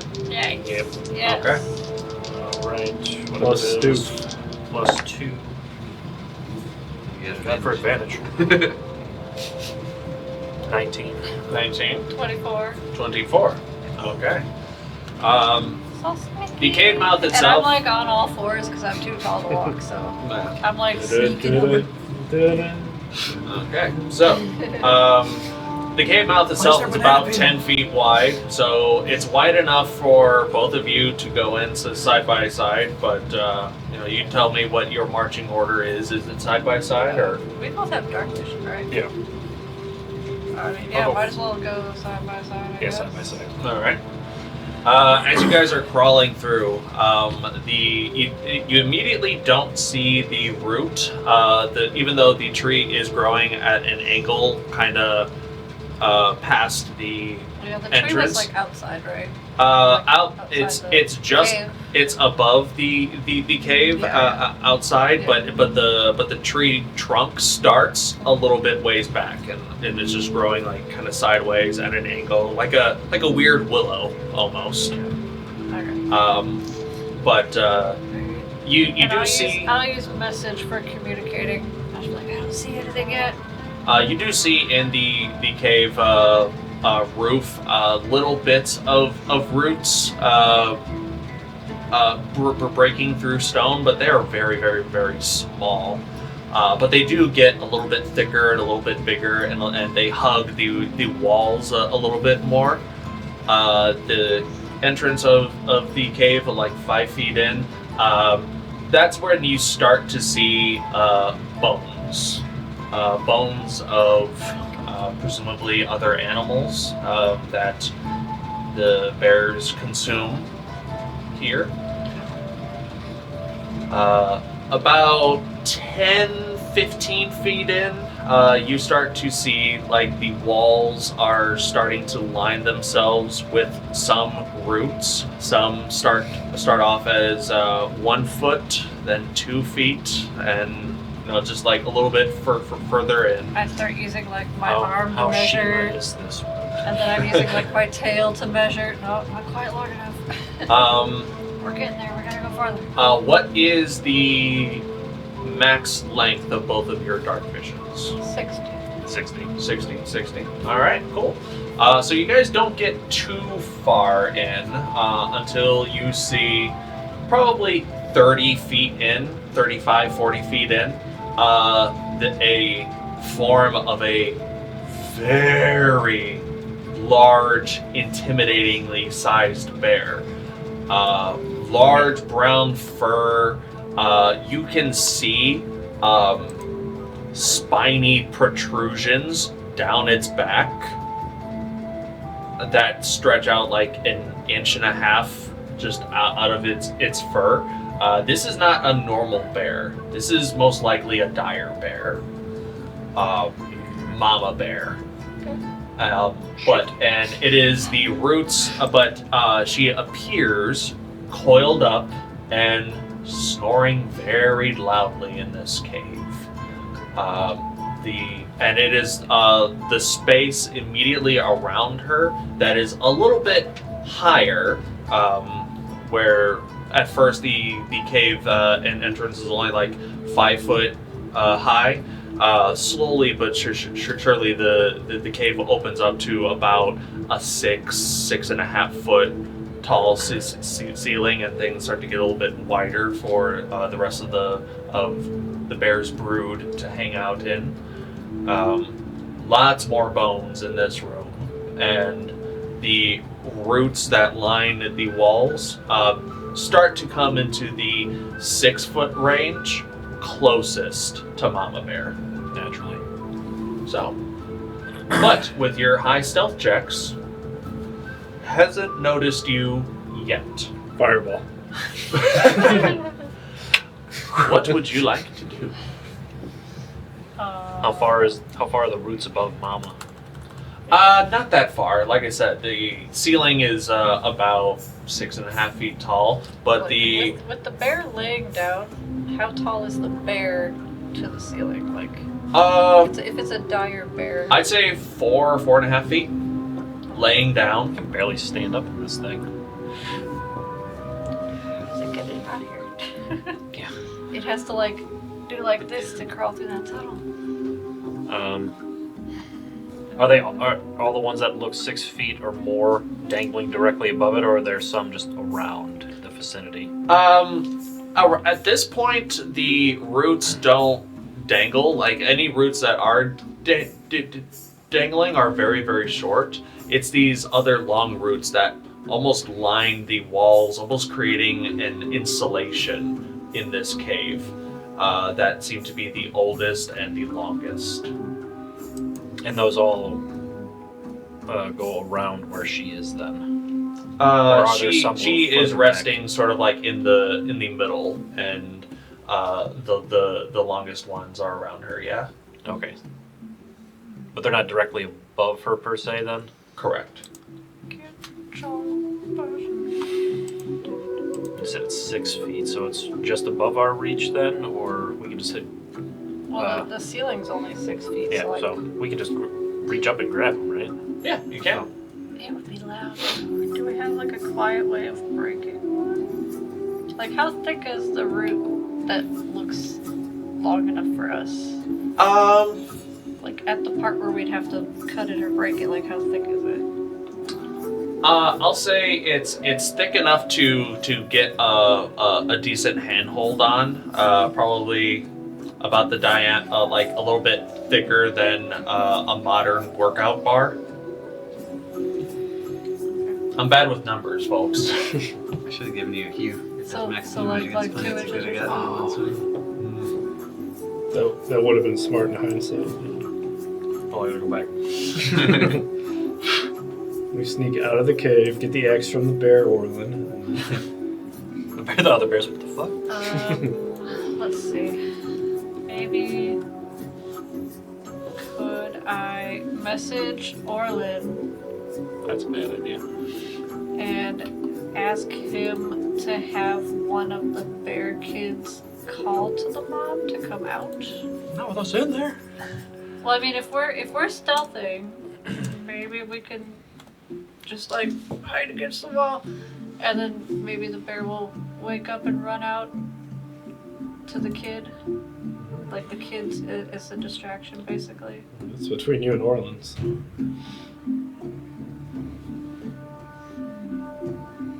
I don't really have any other way to distract the bear. I don't think I have a way to cut it quietly. Do you think you can? I'm gonna message you. Do you think you can snap it a little bit quietly? Does it look like if I weaken it it with Do you have some kind of saw? with my scimitar? Because I don't want to use the great sword. The great sword might be a little too big. Spray the bear through decanter of endless water. Wash off! This is a bath. Could I then perceivably rip the rest of it free and be out? You can certainly try. All right, that's what I'm gonna. I have a way, like, okay, if I could sneak back out the tunnel a bit, but stay within range, and then once you grab it, I can basically teleport you out. What teleportation do you have? It's a spell. Dimension door. No. I actually have that, but I didn't go in. I have it too. Oh, what, you have an item or I have a something? cape. Vortex Warp. Of course. You guys are both muscle wizards. It's a Vortex Warp, so I can just, like, pull you out. Yep, so that's what I'm going to try to do. I'm going to try to weaken it with the scimitar, rip out the rest of it. And you have, as long as I'm concentrating on the sneak thing, we have up to an hour. Okay. So And you'll have advantage on sneaking still. I'm going to use my boots of flying, so I'm not straining on the ground. Not causing any, hopefully less commotion. Do you have your hat of invisibility on, too? Left that with Mom. We should have bought that in town. Hold on, maybe Mama Bear has it. Hold on. You have a hat of invisibility. Arrgh! Say no. Go back to bed. I would like to pickpocket the dire bear. Wait, what the heck? I do have invisibility. I'd like to get there. Alright, I swear, I looked through my spells and I was like, I don't see anything. keep that in your back pocket. We're gonna need it for the optional yeah, one, that's maybe. another concentration thing, so I'm already concentrating on this. The bright side, But yeah. if we fail the stealth, I could just snap us invisible. Bear, what the fuck? On the bright side, you have more spell slots than I do. So. Yeah. So that's what I'm gonna try to do. Okay. Go ahead and make a strength check against the... Or...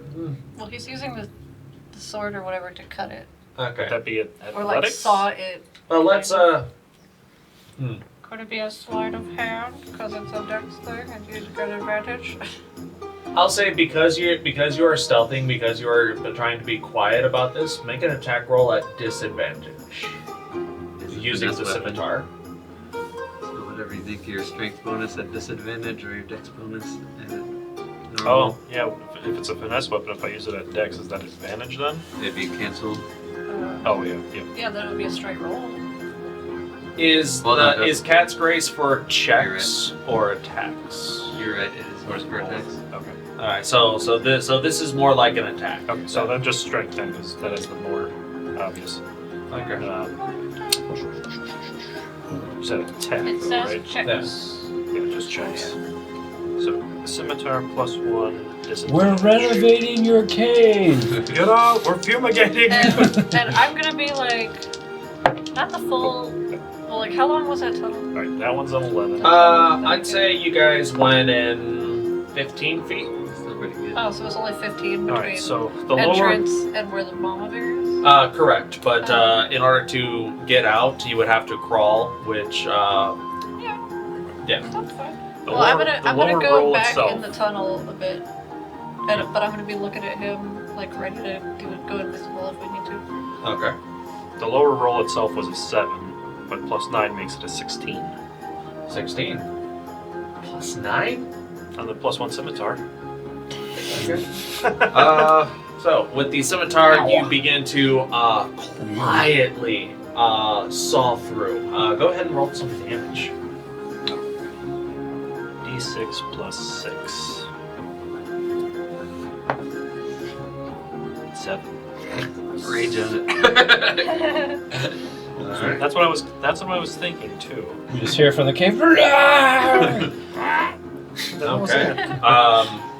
You grasp hold of the root and you start slicing a section of it with your scimitar, and you learn a few things about tree roots growing in caves. One, this tree root did not grow here overnight. This is something that has happened. This root has been growing for years and years and years, and it's not just a root that snakes around and is completely detached from the wall. The rest of the root is trying to connect to the wall itself. So the roots itself also go into the wall a little bit deep. You're not sure how far. We're not trying to cut fully through it. We're trying to weaken the structure, make it easier to pull. Right. Getting there, it's somewhat of a lengthy ordeal because of how thick this root is, and because it was strong enough to pierce through granite. It is a hardy root. However, you are able to saw a little bit into it, and you're able to do so without alerting Bear Mom. But it's not quite out yet. You can make some more attack rolls, or you could do something else. Are you back by the entrance now? How far? He said it was how far only like 15 feet of tunnel, so I'm in the tunnel. You could probably see me. How far? If you wanna take it. Oh, can he use that?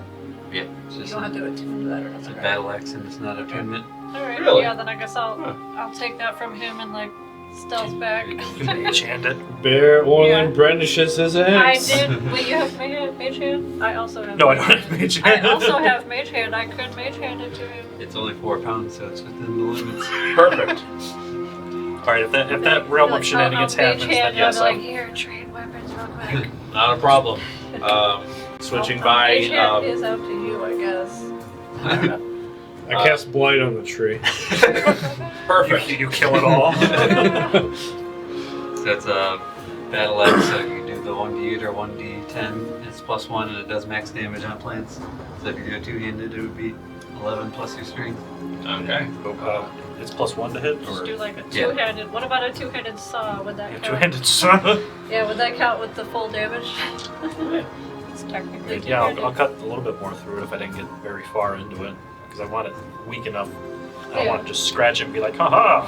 Damn, it didn't work. Get Go for it. 2/3 of the way Alright, through so it. more disadvantage though, right? More disadvantage, yeah. Even though this thing is designed to kill plants, you're trying to do this quietly. Nice. So he doesn't get the max damage automatically. So it's He'll get the max with the damage. plus +1, it's still +9 for me then. Yeah. So +9, 21. And what would be the max damage? 16, right? Is it what is it? If you're doing it two-handed, it's a 1d10. That's 1d10. +1, so that's 11, then plus your strength. So 7. Or no, So 16. my strength is 5. You don't have to roll, then it's just the max It's damage. just max. Oh, it is just max. Oh, So right, because 16. it's a plant. So 16. 16. Alright. That puts you just at that threshold. You're able to you're able to separate the root from the rest of the tree. Now comes the hard part of wrestling the rest of the root away from the wall. This will be a strength check. If you're trying to do this quietly, it will be at disadvantage. If you're just trying to yank and run, Is it just a pure strength check, or would this be classified as athletics? this would be more of a strength check. Athletics is you're trying to do something fancy. You're trying to pull a root out of a wall. It's fancy. It's a fancy root out of a wall. Can I use my mage hand? Wait, do I need to concentrate on that option? No. Is that a concentration? I hope not. No, it's not. It's just for 1 minute. I guess since I still have it out, could I use that to help just hold, I guess, the loose end so it doesn't flop or anything and bonk the bear? Alright, so I'll help disadvantage. steady it. So it's still +5 though.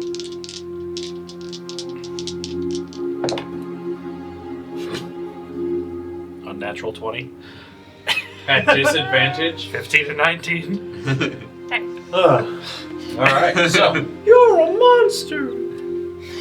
So, you're able to quietly, slowly pull a little bit, and you're able to get a large section. I'll say this route is 6 feet long. You're able to free 2 feet out of it quietly. Give me another strength check at disadvantage to try to free it. Right over here, his luck can't keep up forever. I still got 4 more feet, motherfucker. 15. You'll have to roll it 2 more times. 15. All right. Just able to meet that threshold. You were able to pull another 2 feet. The last 2 is some of the more older bits of route, so it's a little bit easier to Well, yeah, because it would be remove. the thinner bunch too, because as the root goes down. Pointy bit. Yeah. The fact that you started at the top and rolled super high, I was like, the DC was higher up there for a reason. I was like, dirty 20. Okay, yeah, that cleared it. Go ahead and make one more strength check at disadvantage. I'll message you and just be like, don't crack it, or we'll have to cut another one. Oh, wrong crack. Okay. 15? Or, 15. 15. You're able to, with the help of Shiima's mage hand, to make sure that the end of the root doesn't whack Mama Bear. You're able to lift the last 2 feet of root, and with very little noise being generated from this. Now I would like both of you to make additional stealth checks to make it out of here quietly. But we are still at advantage. You are still at an advantage, unless you guys want to do some other shenanigans. Watch this be what you roll though. Yeah. This will be I mean, right. like I said, I could just I'm still flying. teleport. I could basically just teleport you out. Yeah, let's save the spells unless that's a can't. No, that'd be too powerful. Second level? Yeah, save it. Second level. We could just run at that point. It'd be even funnier if Orlin was the one flying. You just see a flying bear. Oh no, it's the Clive. Yes, man.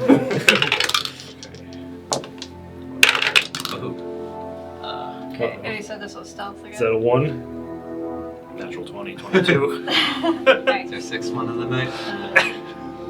Can't get me. 21. It's not day 1. No, I'd have to get double ones to get 1 on advantage. Gingerbread man over there. Can I as he walks toward me, can I just use the mage hand and guide it into my bag of holding? If you'd like. And then we continue sneaking out. That way we don't have to carry the thing all the way out. Not a problem. I'll slide it into the bag of holding. With the root secured, you are able to stealth your way out of the cave. Mama Bear snoring, and she wakes up. My favorite root is gone. And none that was my the favorite wiser. back scratcher. Both of you make your way out of the cave. Successful. You have a piece of root. I'll say, tell him Mama Bear's sleeping tight in there. She's all good. Thanks, Barry. We didn't wake her. Oh, that's good. I want to pat him with the mage hand. It's a shame, though. Sure, you and your friends are pretty tasty, but these things are good too. If I leave you a ration, will you give it to your mother? Sure. Yeah, of course. I set another one down. We'll make sure Mom gets it.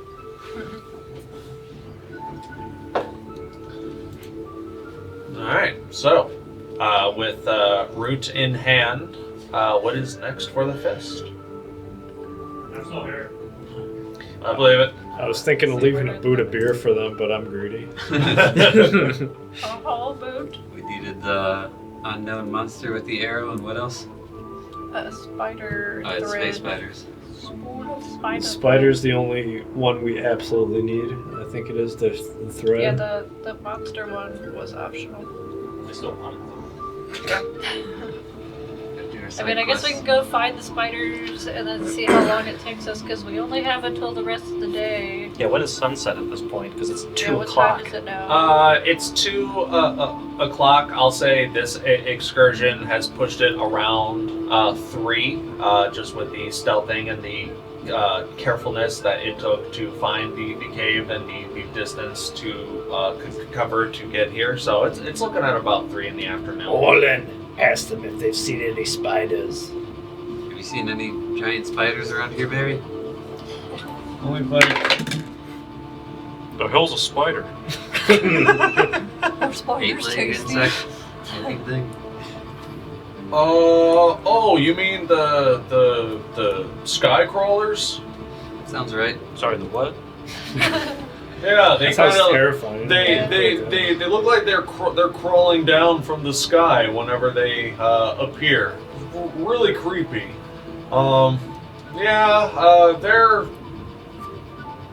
You watch as Barry just like nudges their nose in a eastward direction. They're around there.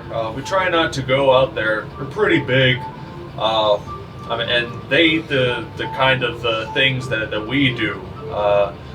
Deer, wolves, people. They live in the trees. Yeah. Wait. Barry, can you understand me? Oh. You can't understand you. Okay. He responded to me once. What did I Out of say? character. Nonetheless, we're killing it right now. East of here, the sky crawlers, as Barry called them, live in the trees. Alright, have fun. Can you ask them? Have fun storming the castle. Mom is scared of the sky crawlers. Is your mom afraid of the sky crawlers? Nah, mom's pretty much a badass. No. Well, at least maybe the spiders aren't bigger than the mama bear we just saw. That bear in there was big. Orlin, maybe you can convince the spider to just walk away. If we get there soon enough, how long has it been since? Well, if it's pushing 3, then it's probably almost over. I don't know. Yeah, I don't know how I long think that the lasts. speak with animals only 10 minutes. We're probably past that anyway. All right, never mind. How long has it been down there? Well, Well, he said about an hour. well, I We mean, got here at since, 2 o'clock. No, like, I guess how long has it been since I did the Oh, cat's enhance grace ability? thing? Yeah. I'd It's only been a few say minutes, right? I'd say like 5 minutes Okay. tops. We got 55 minutes. Okay, let's go, guys. Stealth check. We got till sundown or midnight? What is it, Sundown. Which seems really wet because he only gave us like 5 hours, maybe. Well, he said end of day, I thought. What was when does the sun go down this time of year? Sun goes down this time of year, 9:45, 10 p.m.-ish. Are we Oh, in really? Well, fuck, we got spring or plenty of time. summer? What's What the season is it? what's the month number? All the time. 9. So it's 9? like September. Okay, so actually it would come down August-ish. more around closer to 9 then. That's still plenty of time. Better get If anything, yeah. Let's go Alright. east. Thank the bears. East. Let's go east. East. Okay.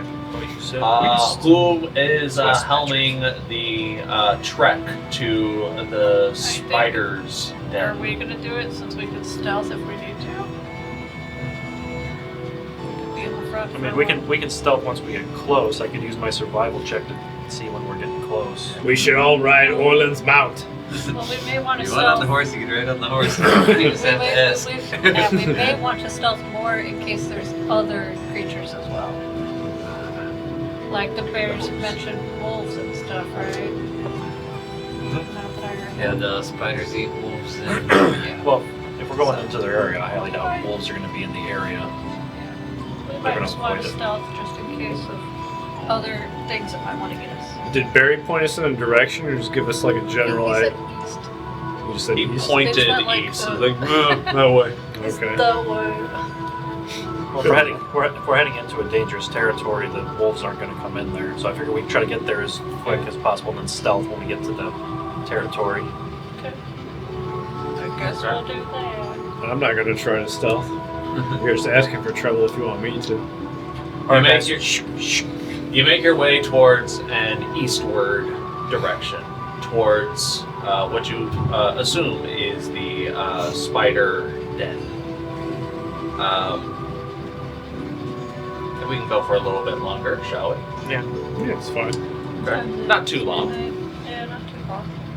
I'd like to get the trial somewhat over with. As you go through, about 40 minutes pass of just straight trekking in this direction.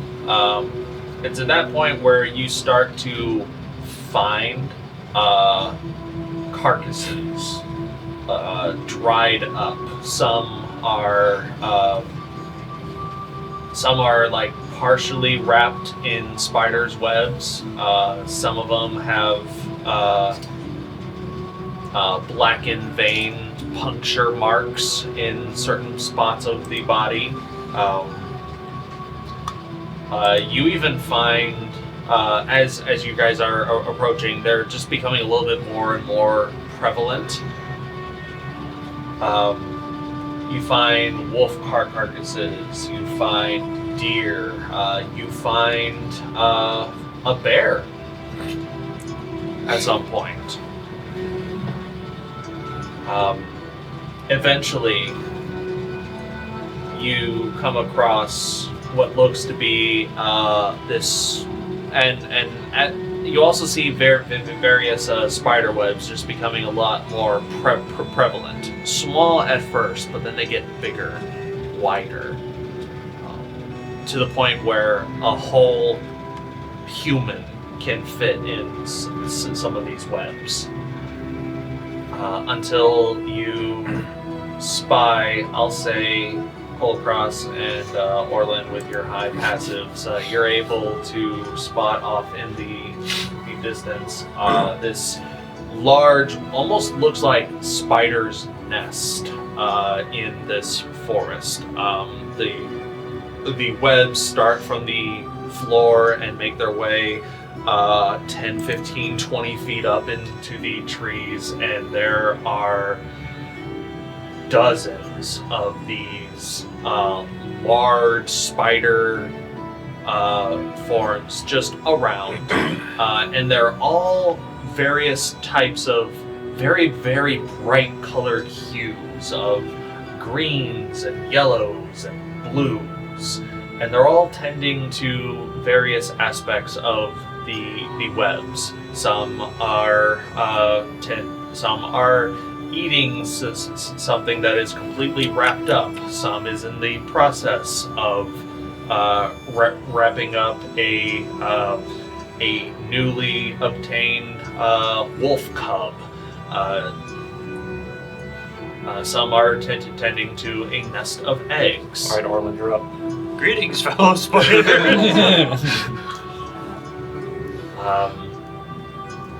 And there have been like a bunch of tiny spiders, like just normal ass spiders. Have been becoming a lot more prevalent this part of the trek. What does the fist do? I'll make Orlin look like a drider. What if we just take We need a something spool of. and we just start wrapping up some of this web on it? Would that count as a spool? He didn't really give us a good description of it. He just said spool of. Could I just like pick up a bone and like start wrapping web on it from the ground? Specifically, Of silver thread. Well, I mean, it's so thin, how can you tell if it's silver? A spool of silver thread from his spider.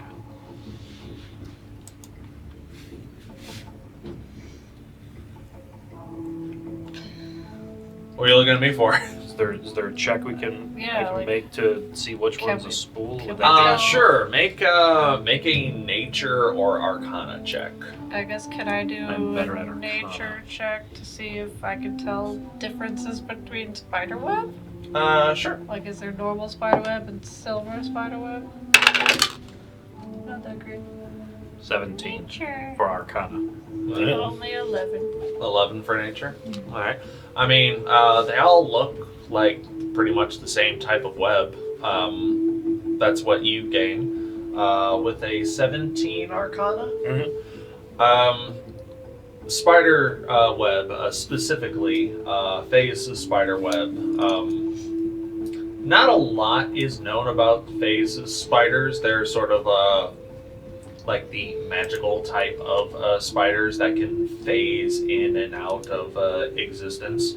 So their thread specifically is highly prized and valued amongst alchemists and arcanists alike.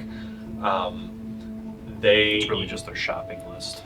They usually tend to their own school of spiders. Once these spiders reach a certain maturity, they evolve essentially into phase spiders and are able to produce a special kind of silver silk. If it is collected fairly quickly and it is not readily exposed to the elements for long periods of time, it can retain some of its more unique properties. Otherwise, if the silk is used traditionally, to make a web or to bundle a kill and save it for later, the web will slowly start to degrade and just become normal spider silk. Tougher than most, but it loses its magical properties. So if you are looking for phase spider silk, it's going to have to be fresh from the tap, so to speak. So killing it? Or you collect whatever it's attempting to use its silk for in that moment fairly quickly. Can I ritual cast Identify on a big piece of web and see if I can see any strands of silver web to maybe follow the strand?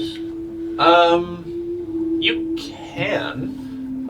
Would you like to take the 11 minutes to attempt that? That's fine. I'll still have about 5 minutes left of our stealth thing. Okay.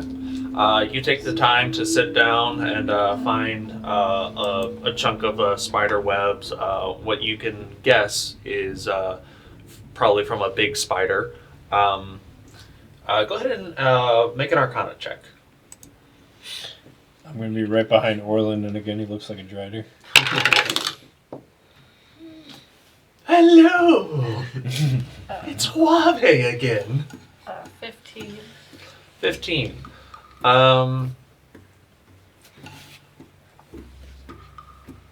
The silk that you find is most likely from just a giant spider, which not truly magical by itself.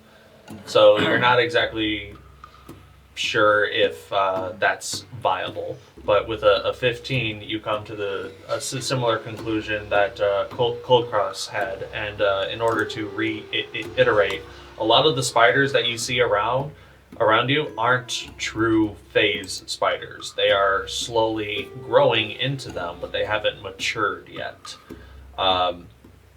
You're not quite certain where the phase spider is, but you can hazard a guess that the phase spider is probably the leader amongst them, and they're probably a little bit more deeper in this spider den. Oh, we might have to fight our way through it. Go deeper in then? If we can without being seen or attacked, but we may end up having to because these are still giant spiders we're looking at, right? Or are these medium-sized giant spiders? What's the biggest spider we can see? Make a nature or perception check. I want to do My that. perception's Worst case scenario, get with the fisting. Oh, nice. unnatural 20 Natural 20? for 21 perception. Perception. I think I'll do nature again. 22. 22. Okay. A lot of these spiders, they do seem The like smart folk of the group. they do seem like Yeah, we're all just sitting here like, web. What are you guys doing? they do seem like giant-sized spiders. But that's really all they are. They are giant spiders. Some of them might have the capabilities that some phase spiders might have, based on how long they've been alive for, very based on their maturity level. But you do not see any phase spiders out in the open. Oh, no, I was trying to determine if we try to get further into the forest, basically walking through them, are we going to have to fight them? Or are they just going to be like, oh no, we're still too small, we gotta go? Yeah, like, are they like big, or are they like big? They're big. Alright, we're going to have to whoop their ass. With we're gonna a have to like go around the forest, search another section. Whoop your ass. with a 22 in nature, Shiima, you identify the largest cluster of webs, and you can hazard a guess that if this spider colony has a designated queen or a phase spider queen, it would probably be there, and it's more centralizized in this large space. But we don't see it. I just see the web up there. You see where it would probably make its home. Okay. Well, maybe if we start killing its kin, it'll just come out. There's probably like thousands of spiders, though, right? Like all different sizes. I'll say with your collective perception and nature checks, there are so many small spiders. I cannot put a number on it, but a lot of these giant spiders, you see about a dozen, I'd say. I feel like we're going to have to fight them anyway. I can start burning the place down. Wait, Shiima, did you say burning? Because if you did, I'm leaving. Burning. Fires, spider. Spiders. Kulkras, make It's a not my fault. Kulkras, make a wisdom check. We swap weapons back, right? Yep. I don't need you. 18. 18. Jeez. You guys have been She's rolling right great behind today. us, isn't she? Absolutely fantastic. The task that you were set with was to collect these items. You already found a way to circumvent slaughter through cleverness with the bears, and Il Nival was a orc of the wilds before he became a war god. So there might be something more to the trial than simply collecting what was asked of you. The method of the collection might be part of the test. Well, quick, talk to him again. Well, it feels like the son of Grimsh would like slaughter. I know, right? Yeah, aren't you supposed to be grumpy like he is? We do a clever way, we do a But a fist whole way. ecosystem would be. Well, that is part of the mystery. Like, who are you trying to appease? Are you trying to appease Grumps, or are you trying to appease Il Nival? I don't want to just conflict everything. That's what he wants. I mean, how much do you know about this Il Nival? About as much as I know about Grumsh. Not a whole lot. Do I know anything about it? Make a religion or arcana check. Oh, he was we were told he was a tactician. Or did I just know that? religion You were told what? We were told he was a Religion or tactician. Arcana? Yeah. I'll make I one. would use Arcana. 24. 24. Yes. Being a book nerd at the Cerulean Trove, Yeah, ignore me. you learned a lot of weird 5. esoteric knowledge, and hearing Close. about the new story of Il Nival. Yes, history remembers him as a war god, as the head of the spear, the one who wages war in the name of Grumsh. But at the same time, with the stories you heard, that he didn't start off that way. Il Nival was a forest-dwelling orc who had a relationship with animals in a way that he could create a network of beasts to survey the land to protect his tribe from invaders. So it's probably definitely a mix of both, but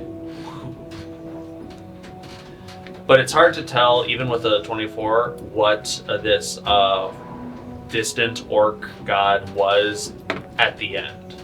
Whenever he went to resume, went to be with his parents whenever the Divine Gate was erected. But that's pretty much. I think I remember. I don't know how to tame a spider. Some book. He was like one with the forest, but he was also a war god. But I don't know how to tame a spider. That wasn't taught to us in orc school.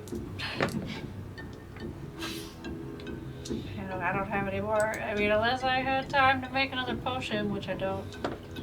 That takes a while. Well, this is your trial, Kulkras. You need to figure it out.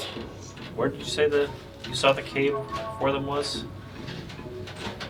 I just saw there was a really big spider web up there.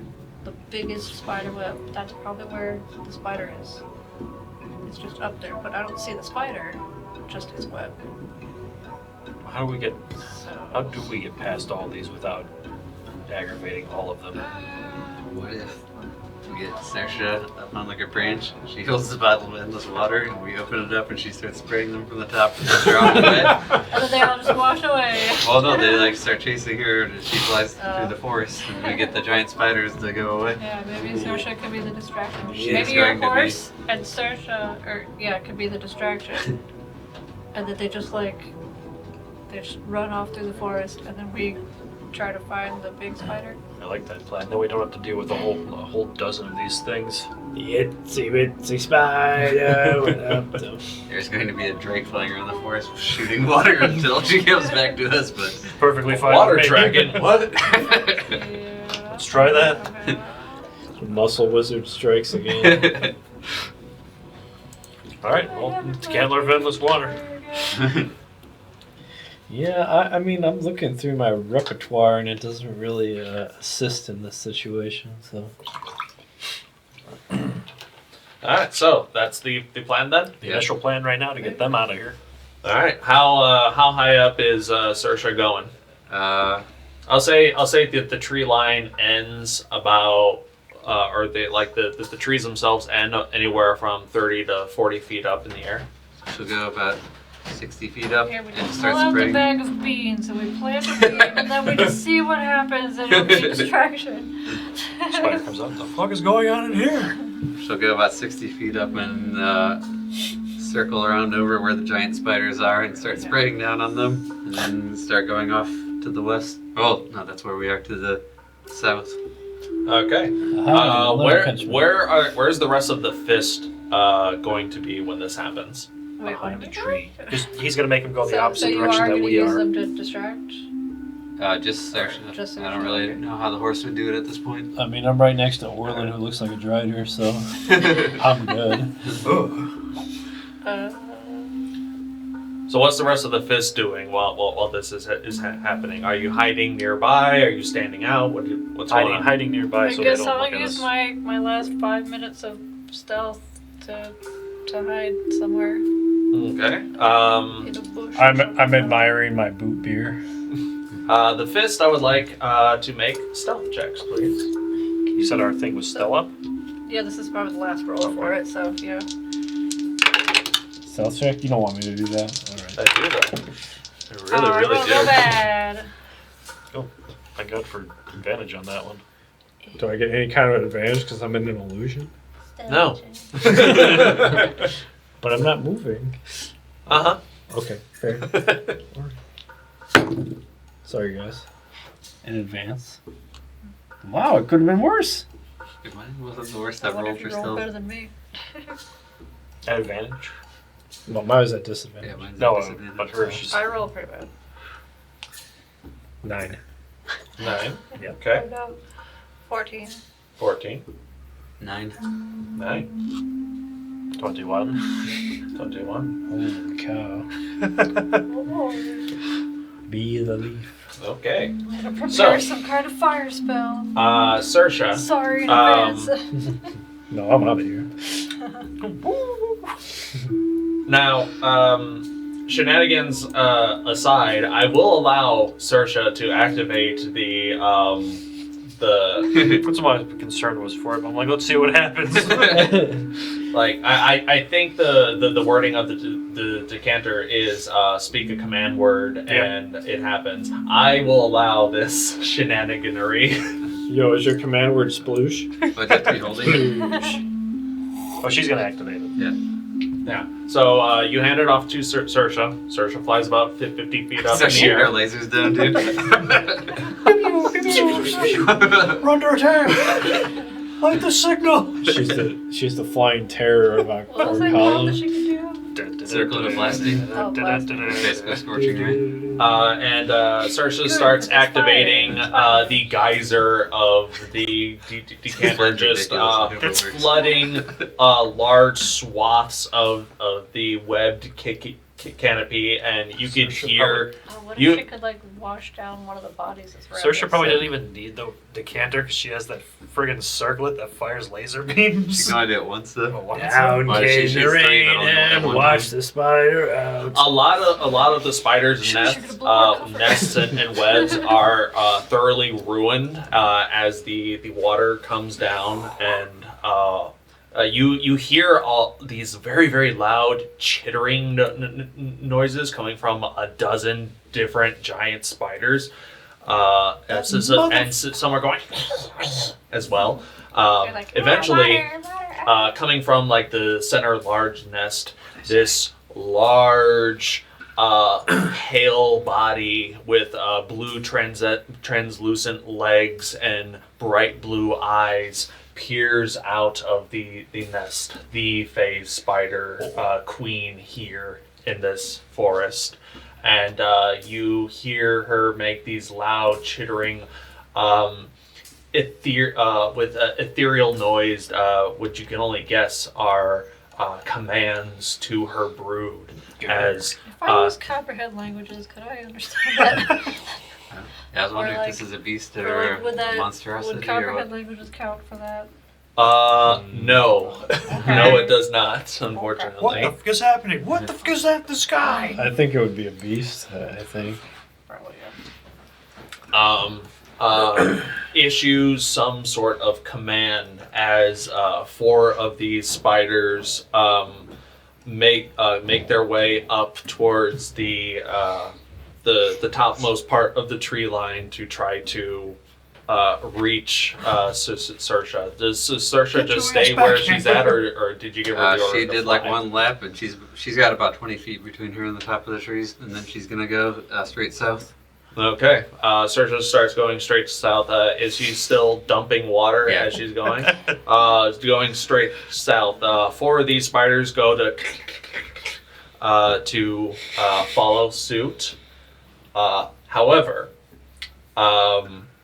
some of these spiders takes notice of this giant illusionary drider that's with this crazy white hair that's just sort of out, and you hear these loud hissing noises as your presence has been alerted to this spider horde. And that is where we are going to end tonight's session.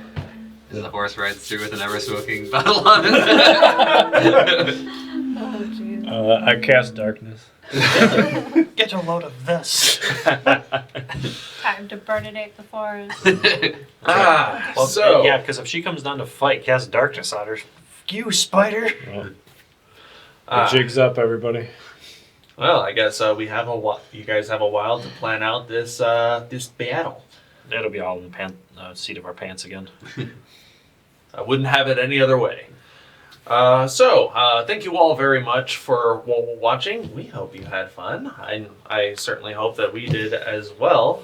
Please don't forget to check out our Patreon at patreon.com/undergroundinitiative. And you could be a cool person and donate. You could have your name in the credits right. Let me make sure I'm doing this right. Yeah, right over in this general area, like this cool person. You know, don't you want to be cool? Don't you want to be mean?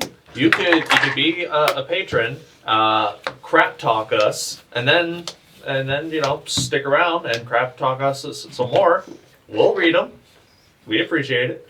Can't read. No, don't tell them. I mean, Only Shiima can read. I can't read. Yeah, that's...